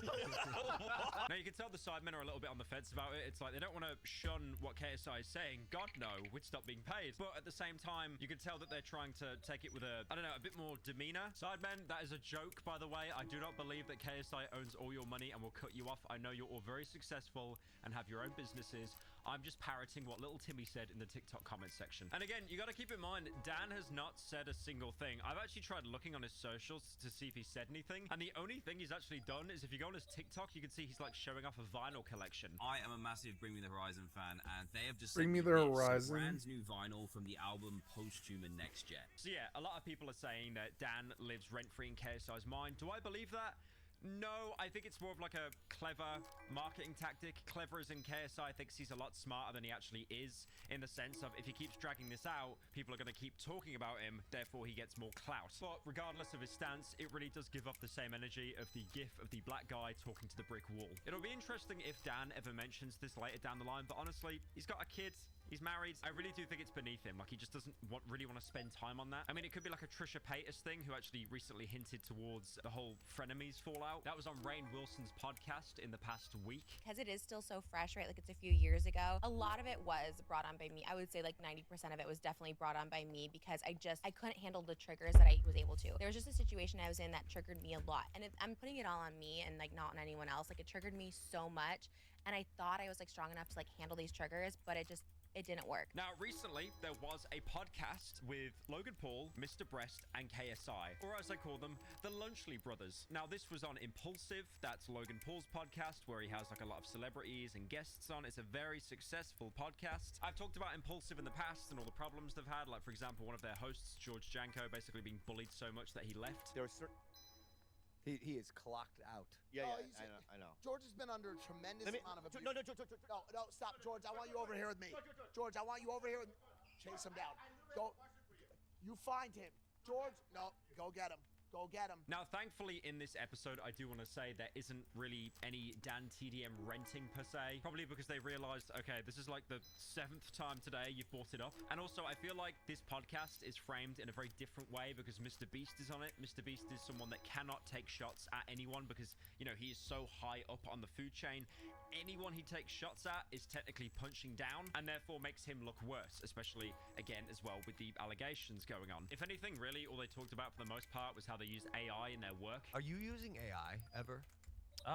We use it a lot in our workflow, like when we edit. So we'll have like, 400 cameras running for sometimes days. And so we'll come out of it with thousands of hours of footage and it's just impossible to watch it all. So we'll have AI go through and transcribe it all. And then we could like search like, I want to mention Feastables. Feastables. So that's been good on the editing workflow. I do want to say, by the way, I get it. You're promoting a product, but it's actually so obnoxious how they've obviously hired out this studio set and they've got, okay, let's play like a counting game like Dora the Explorer. How many bottles of Prime are there? How many Lunchleys are there? 1, 2, 3, 4, 5, 6, including the can, 7, 8, 9, 10, 11, 12, 13 bottles of Prime in a statically filmed podcast. How many boxes of Lunchley? 1, 2, 3, 4, 5, 6, 7, 8, 9, 10, 11. 11 Lunchleys in a statically filmed podcast. I get it. You got to get that bag. I understand that 100%. I'd have product placement if I did a podcast, but there's so many, bro. There's so many. Now, keep in mind though, obviously this podcast was filmed a couple of weeks beforehand, so this was before the Dan TDM fallout. So obviously that's why there's no mention of him. Logan Paul is also talking about his wife's water possibly breaking in the future. So this is again before she was born, not his wife being born. Sorry, I meant his daughter being born. And the hilarious thing is, Logan does actually say in this podcast that he's not going to shill Lunchley during his fiance's birth and will actually take a break from influencing. And as we know, that aged very, very poorly. I'm bringing a bed, a full fucking Cali King to the birth. Yeah, I got string lights that I'm hanging up with Polaroids attached with paper clips and a salt lamp, bro. I'm gonna make that hospital room a vibe. Other things they talk about on this podcast as well is, for example, Nikocado Avocado's 2 steps ahead and how Mr. Breast, Jimmy, is applying that to his content. There's also an update on the Prime lawsuits as well, and it's on the path to being dismissed. And they also actually think that Meat Canyon's animations, surprisingly, are quite funny. Did you see that dude who lost all the weight? Yeah, Nikocado Avocado. Oh, yeah. That was crazy. 2 steps ahead. And he pre-filmed the videos? Wow. Yeah. I feel like that's something you would do. Yeah, but then you just come out as black. Well, I did that. Oh, no. PFAS. So earlier this year, the lawsuit got dismissed. The plaintiff does have a chance to amend it, but she's chosen not to. She's coming back with one like really weak ass claim that's probably also going to get dismissed. Who's the guy who like makes like really crazy cartoons? Meat Canyon. Yeah. Oh my god, bro, he's had a field day with me, bro. Yeah. Same. Wait, JJ, do you have a Meat Canyon? No, I was part of. Yes. Okay. We've all been on Meat Canyon. Yes. Drake Pride. But yeah, it's basically the only podcast I've seen recently where KSI is not molded over Dan TDM. That could be because it was filmed before he made the tweet, or actually looking into it, there might also have been a PR person that said, no, let's not talk about that. Also, I feel like if KSI was molding about Dan TDM, Mr. Mr. Beast definitely would not feel comfortable being involved in that conversation. Also, they probably just like cut it before actually filming. In conclusion, I'm really going to be devil's advocate here. I'm going to get a lot of hate for this. KSI won. He won, okay? Because everyone on the internet, including me, everyone's talking about him. I'm scrolling on TikTok, on Instagram Reels. Everyone's making fun of him and his song. Okay, people hate him right now, right? But that's good, because e-celebs crave one thing more than anything else. Attention. If they're not getting attention, they're falling off. Someone falling off is their biggest imaginable fear, and that can't happen. So KSI would rather have 1,000 people with pitchforks. You know that scene from the Simpsons movie where they're all charging to Homer's house with pitchforks and torches and stuff? KSI would rather have that than no one visit him. But at the same time as well, do I think he's a marketing genius? No, I think he definitely thinks he's someone who's a lot smarter than he actually is. Because at the minute, KSI thinks that him attacking Dan TDM is going to generate like infinite traction to his channel, but you can only milk a cow so much until no one cares. You know, if KSI is doing this a week from now, he's going to be ratioed by people replying with the SpongeBob bit of, you know, why are you still doing this, old man? A good example here is someone I do the podcast with, to be honest. That's Dolan Dark, a co-host, and he has an alt account called Dolan Slapper, and I think it's only got like a couple thousand followers or something, and he actually managed to ratio KSI by quote tweeting him by saying one tweet and I don't know why. If you don't know the bit, the entire bit originally stemmed from one game, and I don't know why, because the PS5 has no games. Now, I was skimming a bit more of the Logan Paul KSI podcast, and there's this one part, it has nothing to do with the drama, by the way. I just thought it was really painful. You have Logan Paul trying to understand what Ohio means. You know the meme that's been dead for literally 2 years? He's only recently discovered what it means. You know they use Ohio as an insult. Yeah. What'd you say? What, Ohio? Is that where they eat the cats? Bro, what do they say? Hold on, no. Stop. Stop. What do they say? Like, you're Ohio? You're So Ohio? that means cringe. It does. I do want to close out with some videos that I found going around online, though. Apparently, KSI and Mr. Beast are promoting Lunchly by doing like a bungee jump or something, which just ended up in this clip where KSI is just being memed on constantly.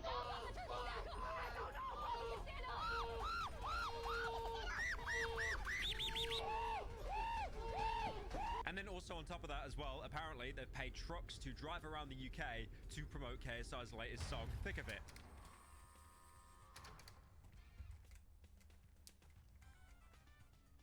And what better way to finish off the video than KSI's own mates trying to rib him for the song that he made. Oh shit! Hey, sing the song! Sing the song, man! Say something to the story, bro. From the king to the pin Oh, you to the scammer. What? Sorry. From the screen to the ring to the pen. Where's my crown? So I thought the situation with KSI would have ended there. It's a little bit later in the day, and he has made a lot more tweets. So first of all, you've got him tweeting about a Jake Paul TikTok saying the hate on my new song is so forced, lol. And the video is Jake Paul when Mike Tyson knocks you out, but KSI's song starts playing and he turns it off and then goes back to being dead. Now, the funny thing is about this, right, which not a lot of people know about, I went on the original TikTok that Jake Paul posted, and KSI actually commented on it saying, kill yourself. I thought this was a bit looking into it, like it wasn't real, like, you know, because you know how many of those TikToks edit, like, you know, conversations that never happened, like, for example, Lunchables saying Lunchly is better when the brand account has never actually said anything about Lunchly. But no, if you go on his account, you can see right now that he told Jake Paul to kill himself. I know the popular thing right now is to hate on KSI, but I just love how dry that is. Like, he just did not care. He was just done with it, bro. He's done with it. Kill yourself! And then that tweet I mentioned earlier on in the video, talking about wanting to get Dan TDM on his podcast, he then quote tweeted himself saying, no reply publicly or privately. It's obvious you tweeted just for likes, interactions, and to be seen as a white knight. And before your stupid minions reply or meme me, you started this. I'm just trying to finish it. And then not even an hour later, he followed up with, these stupid fans leave trash comments on my new song. Think they're getting to me. You're not. It's not funny. It's boring. You're wasting your time. Again, is he actually getting tilted, or is this like a master plan to get more engagement? I don't know, but this is truly one of the situations of all time. But yeah, what's my take on the situation? I don't know. I'm gonna go smoke some Fent.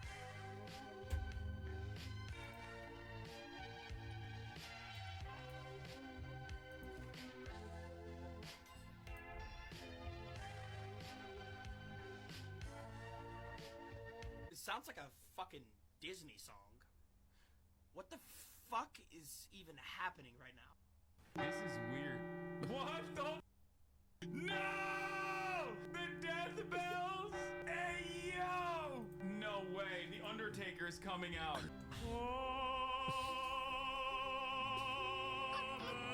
No way. They're playing Ave Maria. Only reason can now send American astronauts into space. Such a loser. Dude, this is the worst neurodivergent visibility you could ever have, okay? Oh, there he is. Okay, yeah, hush now. My go to speaking. They've been DMCA'd by so many different people who sang this song, and the only one they can find is the guy that sings out of key. They found just like the karaoke version. Oh, he's got to be live. There's no way they recorded this. Oh, he's singing right there. No wonder it sounds like. And New York to LA. Oh my God. Trump returns to Butler, PA. Oh my God. And they have this hacky music going because nobody will give him his music. Why couldn't they get Frankie Valli? I don't know. That would have been awesome. They used to play this at my Little League games during Iraq. Okay, he kind of ate that. He kind of ate that. God bless the USA.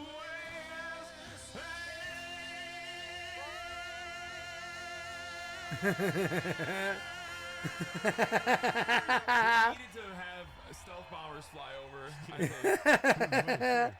USA, USA, USA, USA, USA, USA, USA, USA, USA. God damn it. USA, USA. You'd think Hogs would be like, well, you know, the last time someone stood behind him, he got shot. Aw. Nope.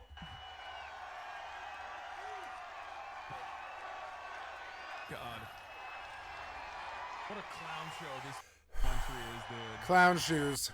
Not a Clown shoes. But hey, listen, Not you a brain cell in sight. Yeah, Oh. at least you get to experience wall-to-wall coverage of the clown show at the top of the hour. Clown During the break. shoes. However, there is an Clown shoes. You must subscribe for $6 or for free with Twitch Prime if you want to see He's speaking. Yeah, I can't know. hear him. I I'm gonna can't hear run him. the 3 minute. Oh, the illegal immigration. The chart that saved our beautiful boy's life. Here's the 3 minute break now. I love that chart. I love that graph. Isn't it a beautiful thing? But also beautiful because look at the number. That's the day I left office. It was the lowest Border Patrol, the lowest it's ever been. Illegal immigration. really Today was. it's out of control. The but moment- I love it for other reasons too. You know that.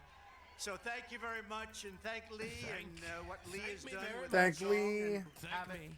I want to just let you know that tonight I return to Butler in the aftermath of tragedy and heartache to deliver a simple message to the people of Pennsylvania and to the people of America. Yeah, a simple Our message. movement to make America great again stands stronger, prouder, more united, more determined, and nearer to victory than ever before. We're going to make America great again. Going to win the election. America Win the was election. always great, traitor, rapist. And to all Americans, whether you are Republican, Democrat, Independent, conservative, liberal, or you have no label whatsoever, it makes no difference. Our movement, Non-binary. it belongs to you. It belongs to our country. No, shut the fuck It up. belongs to our country. And together in just 1 month, we are going to usher in a new golden age of American security, prosperity, sovereignty, and freedom for our Sovereignty. citizens of every race, religion, color, Oh. and creed. Oh, I'm sure. I'm sure. Unless you're an immigrant. Unless you're an immigrant. 12 weeks ago this Or you're evening on this trans. very ground, a cold-blooded assassin gay. aimed to silence me and to silence the greatest movement, MAGA, in the history of our country. MAGA. Mega. We love MAGA. Mega. Don't. I'm sorry. No, we don't. 16 harrowing seconds during the gunfire, time stopped as this vicious monster unleashed pure evil from his sniper's perch, not so far away. But by the Not so hand far of away. providence and the grace of God, that villain did not succeed in his goal. Did not come close. He didn't come close? He did not stop our movement. He did not break out our spirit. He did not shake our unyielding resolve to save America from evils of poverty, hatred, and destruction. Yet we are here this evening in record numbers. This is a big crowd. This is a big one. This is a big one. Not only to mark the triumph of American spirit, but over, and you know that this is really, truly, in the truest sense, spirit over evil and adversity, but also to pay tribute to some of the best and bravest we have ever known.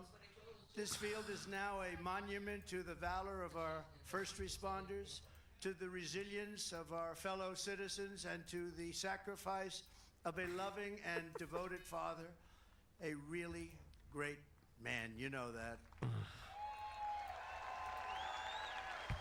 Forever afterward. They're chanting his name, Hassan. They're chanting Corey's name. Yep. Boring. Forever after.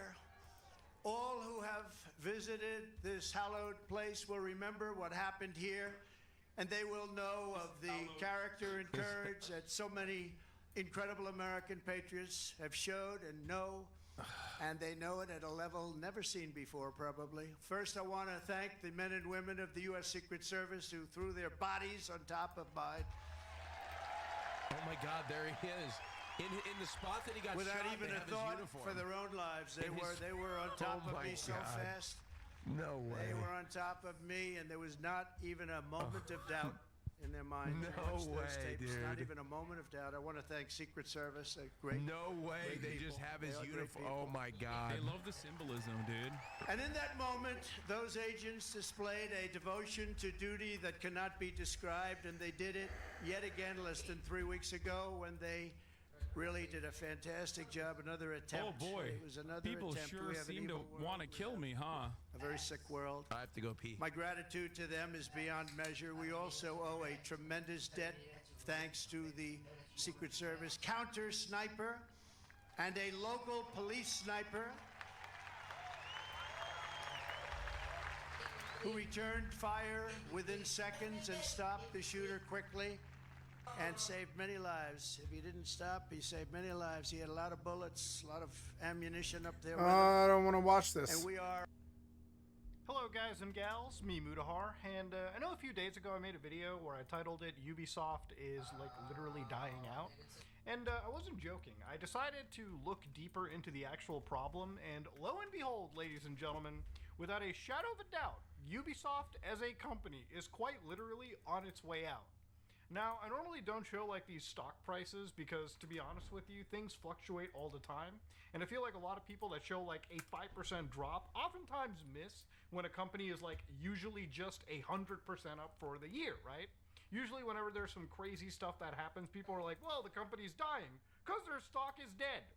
So in the last like month, ladies and gentlemen, 31% down, right? Now you might be like, whoa, Muda, that's not all bad. When you hit that max button, ladies and gentlemen, Ubisoft at one point peaked around 2018, okay? And then after 2018, the company took a goddamn dive into like values where they're at an actual 10-year low. And obviously for a gamer, unless you're invested, stock price means effectively nothing to you. But if you're Ubisoft's executive team, you're fucking shitting yourself, because what's happening is the shareholder is going to come knocking down and they're going to start asking you, hey pal, why isn't our investment worth what we put into it? And then they have to explain to them, oh yeah, we're delaying Assassin's Creed, one of our biggest games ever.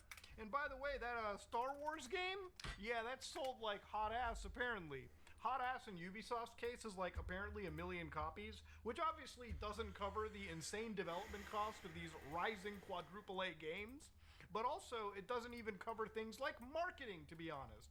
The amount of money spent to make a video game is actually mind-blowing.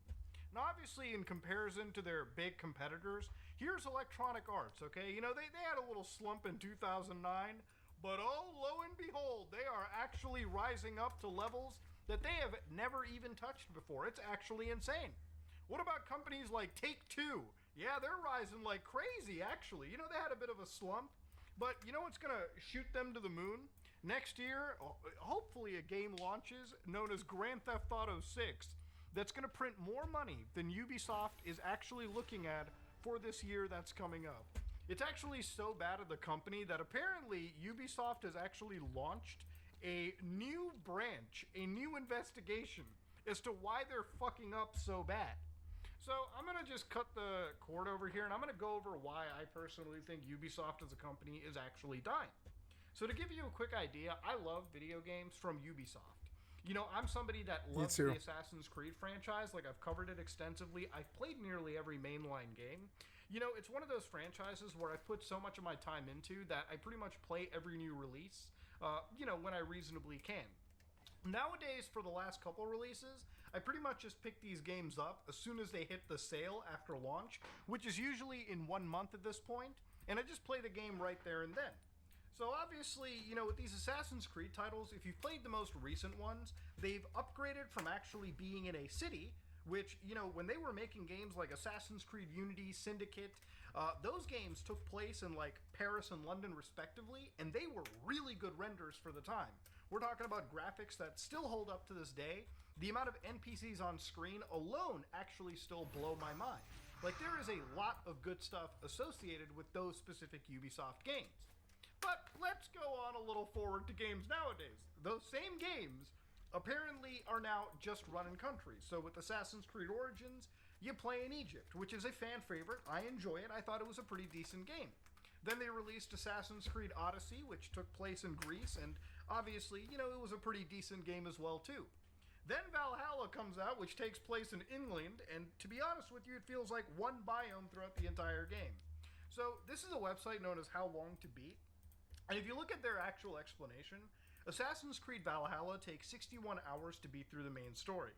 And they're not wrong. It does actually take 61 hours to beat the main campaign for this title. But there's a lot of games, Mutahar, that take that much time to beat too. I mean, apparently the new Yakuza game, which I still haven't finished, takes that much time as well. Games that are typically RPGs kind of have a 60-hour runtime. That's almost like a sweet spot.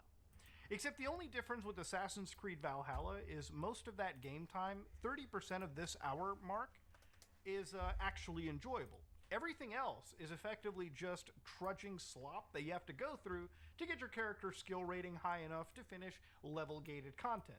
For most of the side stuff that's available in Assassin's Creed Valhalla, players will acknowledge that their side quests literally last like 5 minutes at the most.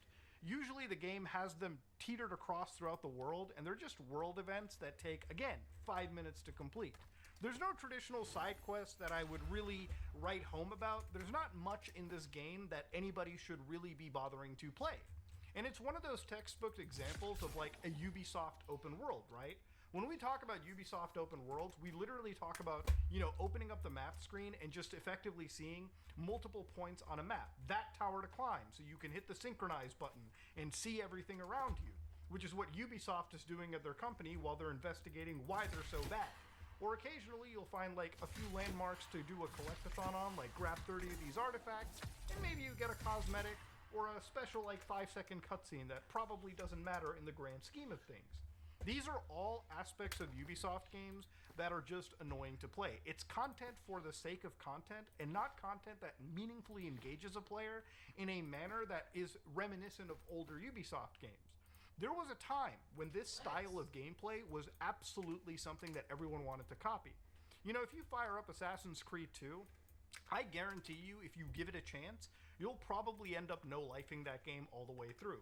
It's because the content in that game, while being an open world, is meaningful, it's engaging, and it's stuff that isn't necessarily going to make you sit past playing the game for 25, 30 hours.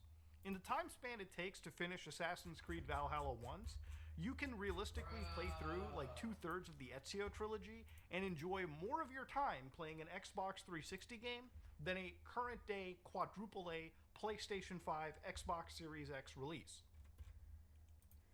So alright, that's my Assassin's Creed spiel right there. And obviously, Assassin's Creed is really important for Ubisoft, which is why they're delaying Shadows.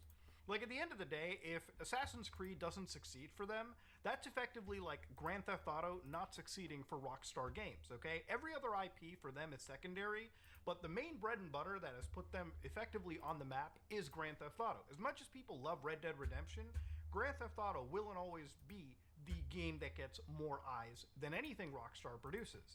And that's kind of the same pigeonhole that Ubisoft has put themselves into. Assassin's Creed is what draws in the honey. But obviously, every other game they release, you know, kind of takes the second banana to it. So the other big thing that I realize why Ubisoft's kind of failing is their incessant reliance on shit like live service games. Now this is Skull and Bones, and if you're looking at these Steam charts to it, guys, 191 players playing 40 minutes ago. And you might be like, but Muda, it's a quadruple A game. Yes, Ubisoft, I shit you not, considers this game to be quadruple fucking A.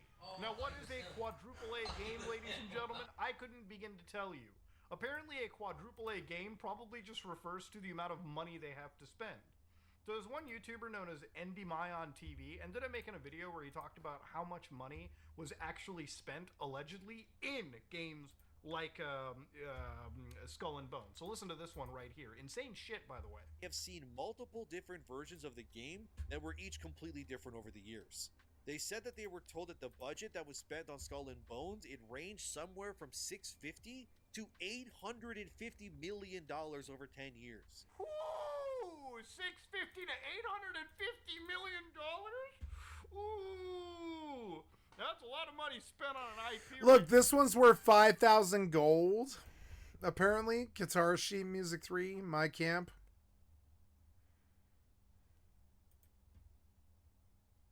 I have 3 of them.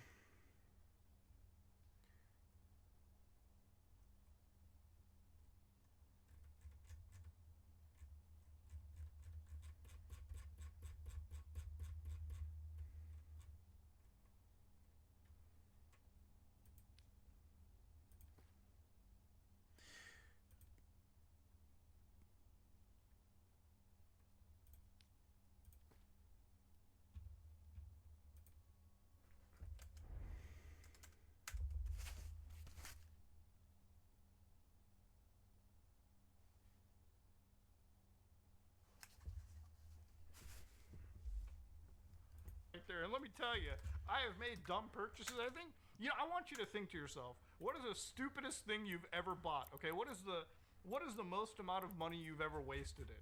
And honestly, if you feel bad about it, immediately remind yourself that this gaming company thought that this pirate game somehow needed to cost $650 to $850 million. Now, I have a hard time believing this, and this is the only guy who brings this up. Like, it's their source. So obviously, you know, take this all with a grain of salt.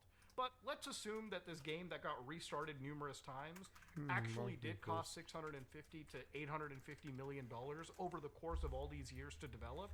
Just what the fuck is Ubisoft thinking? To give you an idea, this is what the first bit of gameplay looks like for this game. This is back in 2017.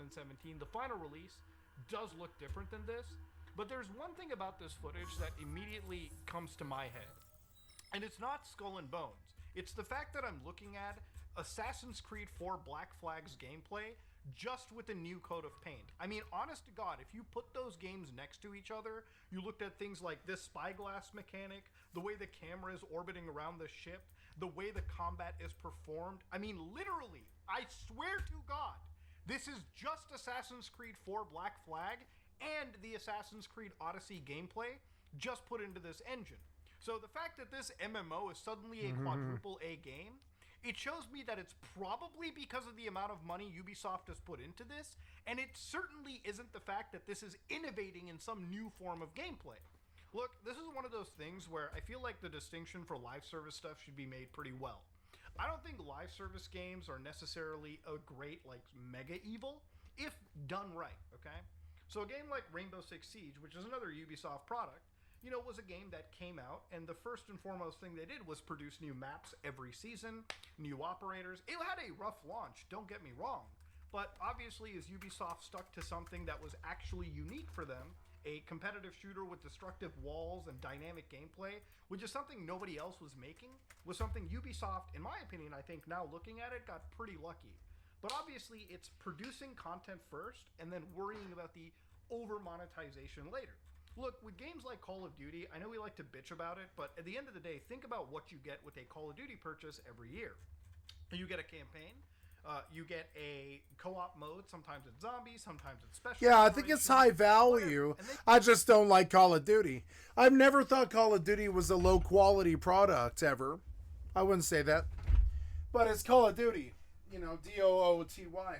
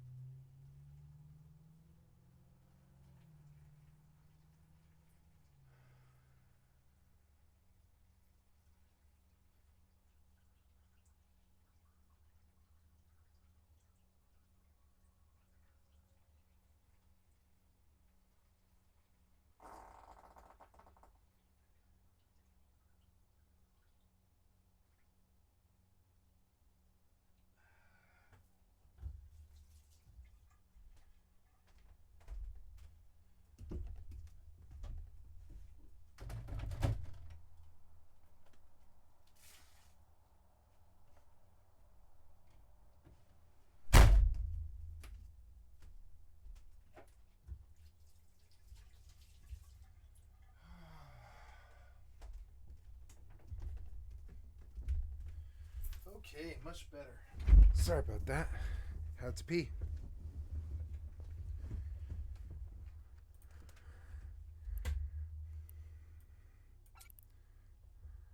Then you get a full multiplayer suite with full game. Yeah, like I think quality-wise, I've never had an issue with Call of Duty. I think like the kids are happy with it, and I don't have a complaint when it comes to that. No. But I don't like Call of Duty because it's the same old bullshit for 20 years. It was like that back in 2004. By 2004, I was like, how many Call of Duties am I expected to care about, you know? And by 2008, I was like, I don't ever want to hear about Call of Duty again. And then they kept going for 15 years. I'm sorry, but the only one that I think matters now is Warzone. And I hear and see good things out of Warzone, but I also don't think that kind of twitchy gameplay is good for people. It makes them incredibly competitive and nasty and sort of, you know, dismissive. And I just don't think that kind of gameplay is good for people. I don't. I've been there for a while. We're going to go to Reekwater.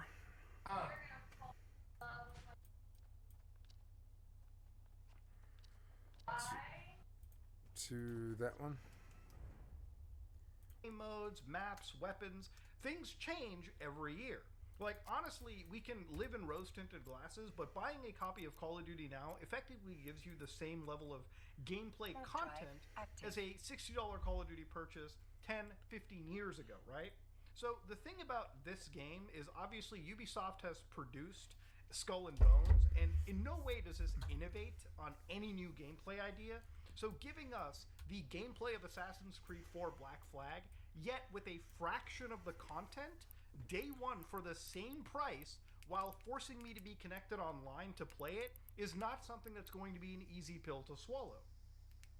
So right now there's 191 people playing this on Steam, and at an all-time peak, it's 2,581 people. Now sure, you might be like, but Muda, maybe like 200... For those 200 people who have the ocean entirely to themselves, they're probably so happy. They're like, oh my god, there's no one else here but a couple of other pirates and stuff. But I don't think the game is even good in PvP. I don't think it's a good PvP pirate game. I don't think so. 1,000 people bought it on on Uplay. I'm gonna get the laughing out of the way already. I'm gonna get that out because I guarantee you this game probably sold less than fucking Concord. I'm not even joking. This might have actually sold worse than Concord. So, Suicide Squad, in comparison, has 167 people playing the game as of 34 minutes ago. And mind you, This dog shit just got a massive content update. Again, the problem with these live service games is producing the same game that we've already seen for 10 years. Like, there's nothing in these looter games that I haven't seen being done in games like Borderlands, which run offline, locally. There's nothing I've seen in, like, Skull and Bones that even rivals the gameplay of Assassin's Creed 4 Black Flag. And that shit runs locally on a Nintendo Switch nowadays. So, it's insane to see this kind of stuff happen. And Ubisoft is suddenly playing this shocked game where they're like, whoa, I can't believe people aren't enjoying this $70 game that is some live service early access slop we threw up that obviously people don't feel is worth their time and money. So even beyond all of it, the other big failure that they have going for them is a game known as X-Defiant. So right now, according to Tom Henderson, X-Defiant is on borrowed time as the player numbers actually decline rapidly. So that's never something you want to hear if you're a game developer or a publisher. But this is a game that exceeded 1 million players in the first 2.5 hours it ever released. So it's actually a record for them, and it was pretty hyped.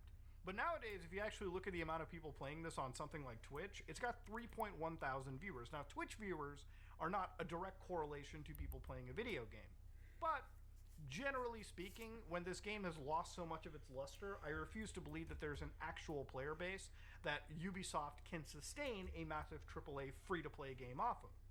But if you look at the actual gameplay for this, what's important is it's nothing different than Call of Duty. Like, at the end of the day, looking at this footage reminds me of a video game I would see as a joke in, like, Grand Theft Auto 5, like, in the single player, like Jimmy playing Righteous Slaughter.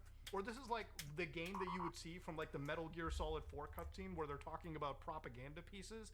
Nothing in this game is necessarily something that I would consider myself to be excited about, right? And the thing is, Ubisoft believes this is going to stand up and basically be a good competitor in a sea of games where a lot of good stuff, a lot of stuff that people are interested in is all free to play.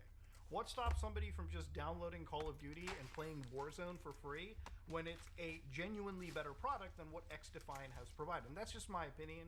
We can agree to disagree. I think Warzone is now, a solid title. I I've played it before. What's interesting to look at it is, guys, they're obviously pricing the hell out of it too. So for instance, if you look at the actual cosmetics to this, none of them look great, but all of the actual cosmetics are around 1,000 X coins. How much is 1,000 X coins? Like $10 US. So immediately Ubisoft thinks that we're going to be spending like $10 to buy skins for a game that literally just launched. And it wasn't just like skins. You had the community at the release of this game telling us that, guys, $40 bundles just are not it. So for 3,000 coins, which comes out to $40, there is no reason why you should ever be buying a $40 is a price you could spend to buy a totally different game. Why in the ever-loving fuck would you download X-Defiant to spend a full indie game price tag on an actual cosmetic for a video game that is played entirely in first person, where you don't really even fucking see the cosmetic to begin with? Thank you. So obviously, you know, Ubisoft is one of those companies that's already at the helm of the Stop Killing Games project, which is obviously something that I'm passionate about because I think you should own your titles. And even if you look at things like Ubisoft, like people who work in the company, when they're saying stuff like one of the things we saw in that gamers are used to, a bit like DVD, having and owning their games. That's the consumer shift that needs to happen. They got comfortable not owning their CD collections or DVDs. That's a transformation that's been a bit slower to happen in games. As gamers grow comfortable in that aspect, you don't lose your progress. Yeah, well, maybe the guy at Ubisoft needs to fucking take the dick out of their fucking mouth and realize that a movie or a piece of music is usually like $4, $5 if you buy it intelligently on like digital storefronts. A video game is like $70. That's before taxes. People are a lot comfortable buying a disc for that same price if they at least own the actual data on that disc. Meaning they don't need Ubisoft servers to play a video game, nor do they need to actually, you know, worry that if that game is going to be revoked from a storefront. You know, something like The Crew, Concord, you know, games that people bought for full money. At least in Concord's case, they got a fucking refund. See, this is a game company that already doesn't care about actually wanting you to own your game. And this is something that they would absolutely enjoy. If they could turn every single project they had into a live service where you never owned it, that's the dream Ubisoft will want. But in trying to chase that dream, Ubisoft has effectively ruined their company and has caused them to actually hit a 10-year low. Now, to be honest with you, do I get excited at the thoughts of Ubisoft dying? Yes! And let me explain why I get a little titillation. It's literally because Ubisoft holds so many IPs that I feel like they've left hostage. You know, IPs like Driver, for instance, Splinter Cell. That I love Driver. I hope to God, and every Driver day was so some good. other company can come in, grab those IPs. Hopefully not Embracer Group, because I feel like anything that goes there dies. And hopefully, in some ways, some of these intellectual properties can come back. Because honestly, even thinking of a Splinter Cell game that comes out of the anus reject pus of Ubisoft's company scares the shit out of me. I am dreading the day where I see Sam Fisher's iconic glasses lighting up the actual frame, and it all turns into some open world Metal Gear Solid 5 Phantom Pain ripoff, when clearly even Konami gives more of a shit about the gaming industry than Ubisoft has cared in the last 5 years. Ladies and gentlemen, Ubisoft is actually dying. And I've pretty much given what I think are the solid reasons for why it's dying. And I've done that entirely for free. So, you know, Ubisoft, maybe it's worth listening to the gamers versus keeping your head in the sand and thinking everything is going to be all right and people are going to sub to your shitty subscription fee. Because I don't think that's going to be the future of the company if they keep going down the road. But hey, what do I know? I'm just a target audience for this kind of shit anyways. Ladies and gentlemen, if you like what you saw, please like, comment, and subscribe. Dislike it if you dislike it, I am out. Today's video is brought to you by our friends over at Brilliant, which is where you learn by doing, with thousands of lessons in math, data analysis, programming, and even artificial intelligence. Brilliant's a learning platform where instead of just watching a boring lecture video, you actually learn your concepts from the ground up by actually doing them yourself. So you build problem-solving skills, you play around with concepts.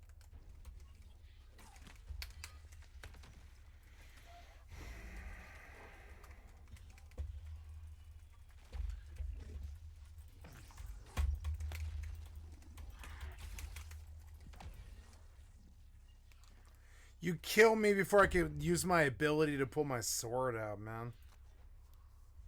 Come on, man. Do better. Do better in your design, you know. Your design's a little slipshod and shitty.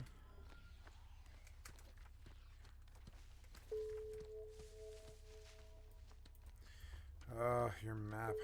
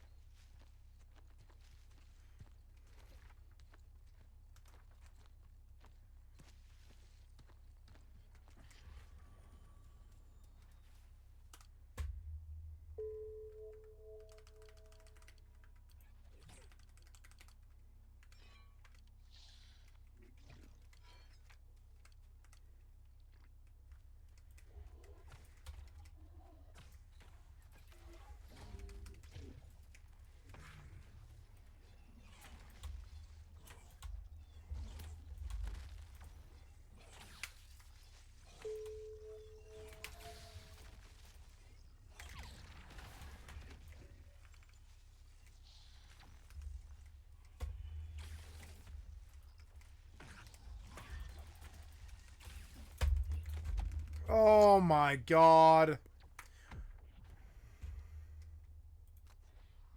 So annoying. And it's a method that's proven to be far more effective than watching boring lecture videos. With content...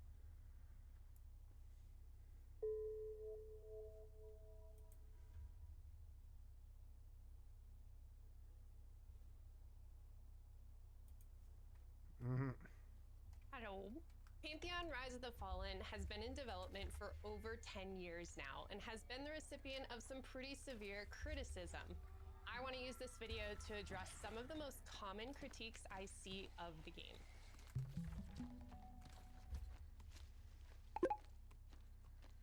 Before we get going, I just want to say my lighting is all messed up and I feel like a disaster because it's like 100 degrees outside and we live in an area without any AC.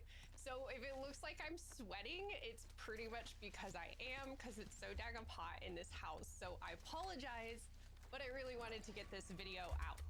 Okay, thank you for that disclaimer. So I have a pretty unique perspective on Pantheon's development. I first learned about Pantheon in the spring of 2024 when Oren and Kylaris were sharing their enthusiasm on Twitch. I have their channel linked below in the comments. I would love if you guys would show them some support, because if it wasn't for them and their community, I would have never learned about Pantheon myself. So thank you, thank you, thank you. I'm really thankful for jumping on the Pantheon bandwagon when I did, because I get all the benefits of joining Pantheon's fantastic community while the game is still early in development. But I'm fortunate to say that I've missed the many years the game was in some very real turmoil. Since joining and playing Pantheon, I've seen the progress of this game occurring at an unbelievable rate, and a development team that is super passionate about making a game that goes against the current grain. For this reason, I do get a little bit frustrated when I see comments on YouTube and Reddit and on Twitch of people being frustrated with specific things about Pantheon, when clearly they're just not up to date on Pantheon's current developmental state.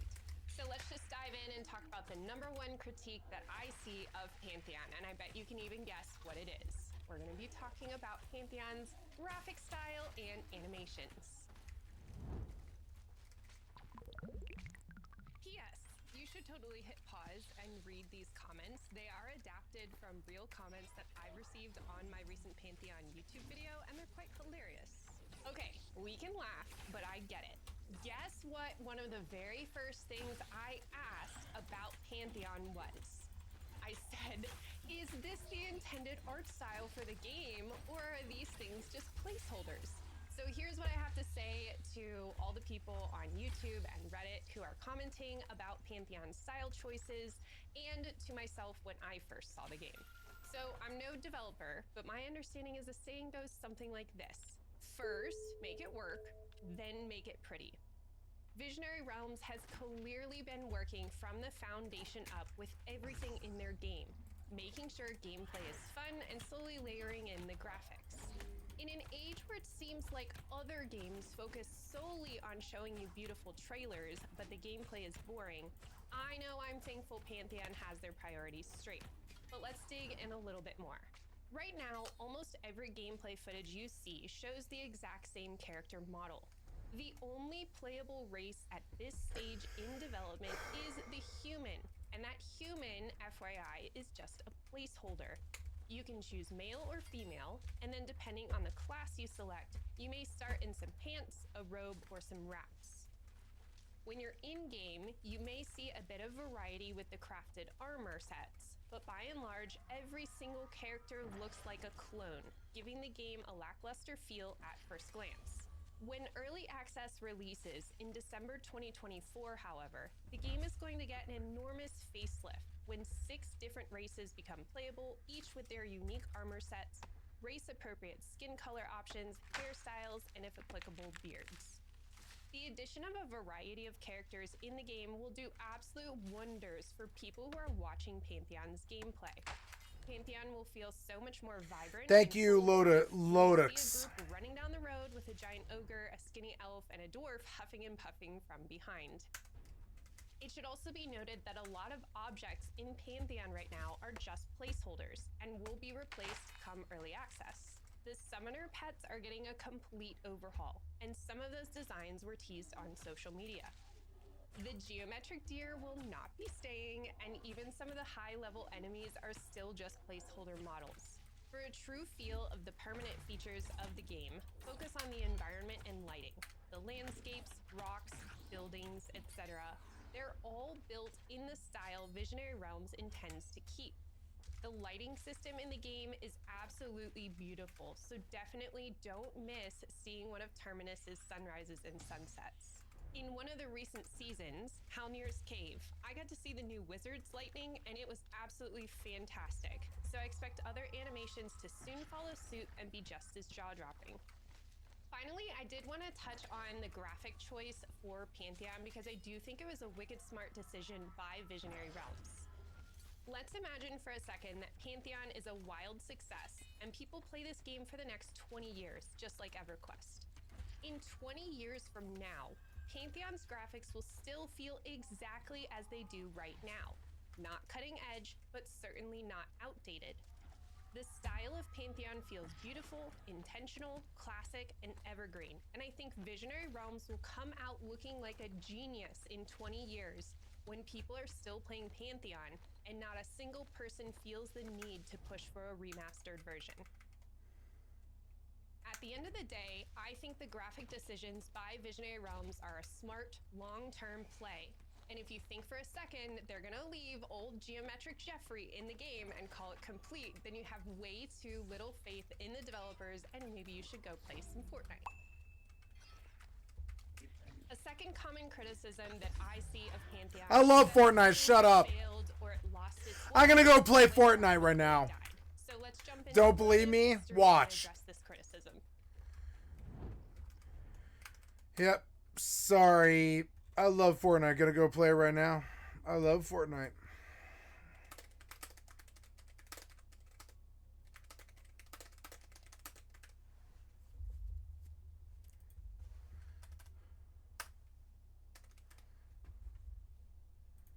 I love Fortnite. Gonna go play it right now.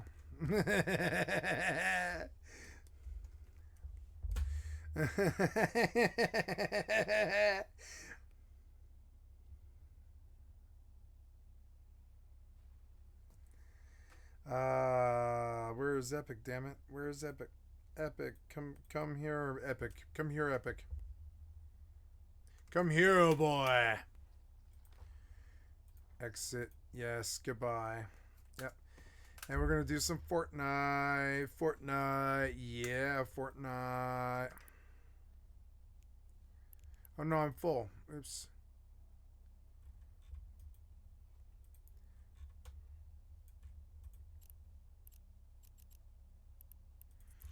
More money. I'm gonna get rid of you. Goodbye. Exit. I am 8 hours into this session, guys. I'm going to stop the recording and play some music. And I could do this freely because it's my motherfucking stream. I could do as I want. Hey, look, one viewer, big surprise.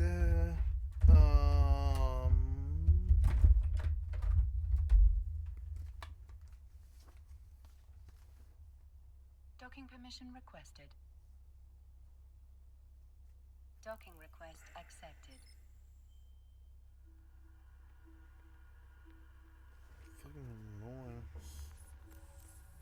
Okay, and now we're going to change the title from New World and Icarus and EVE Online to Fortnite. ZB Music and the MMO lifestyle.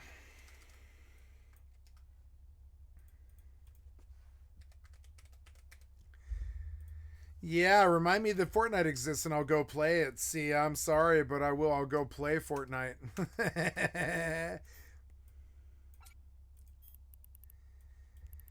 Ooh, look at all that money. Go back out.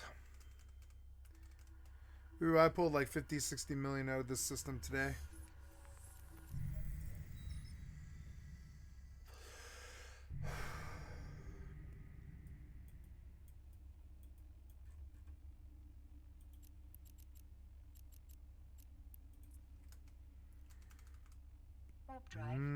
Fortnite.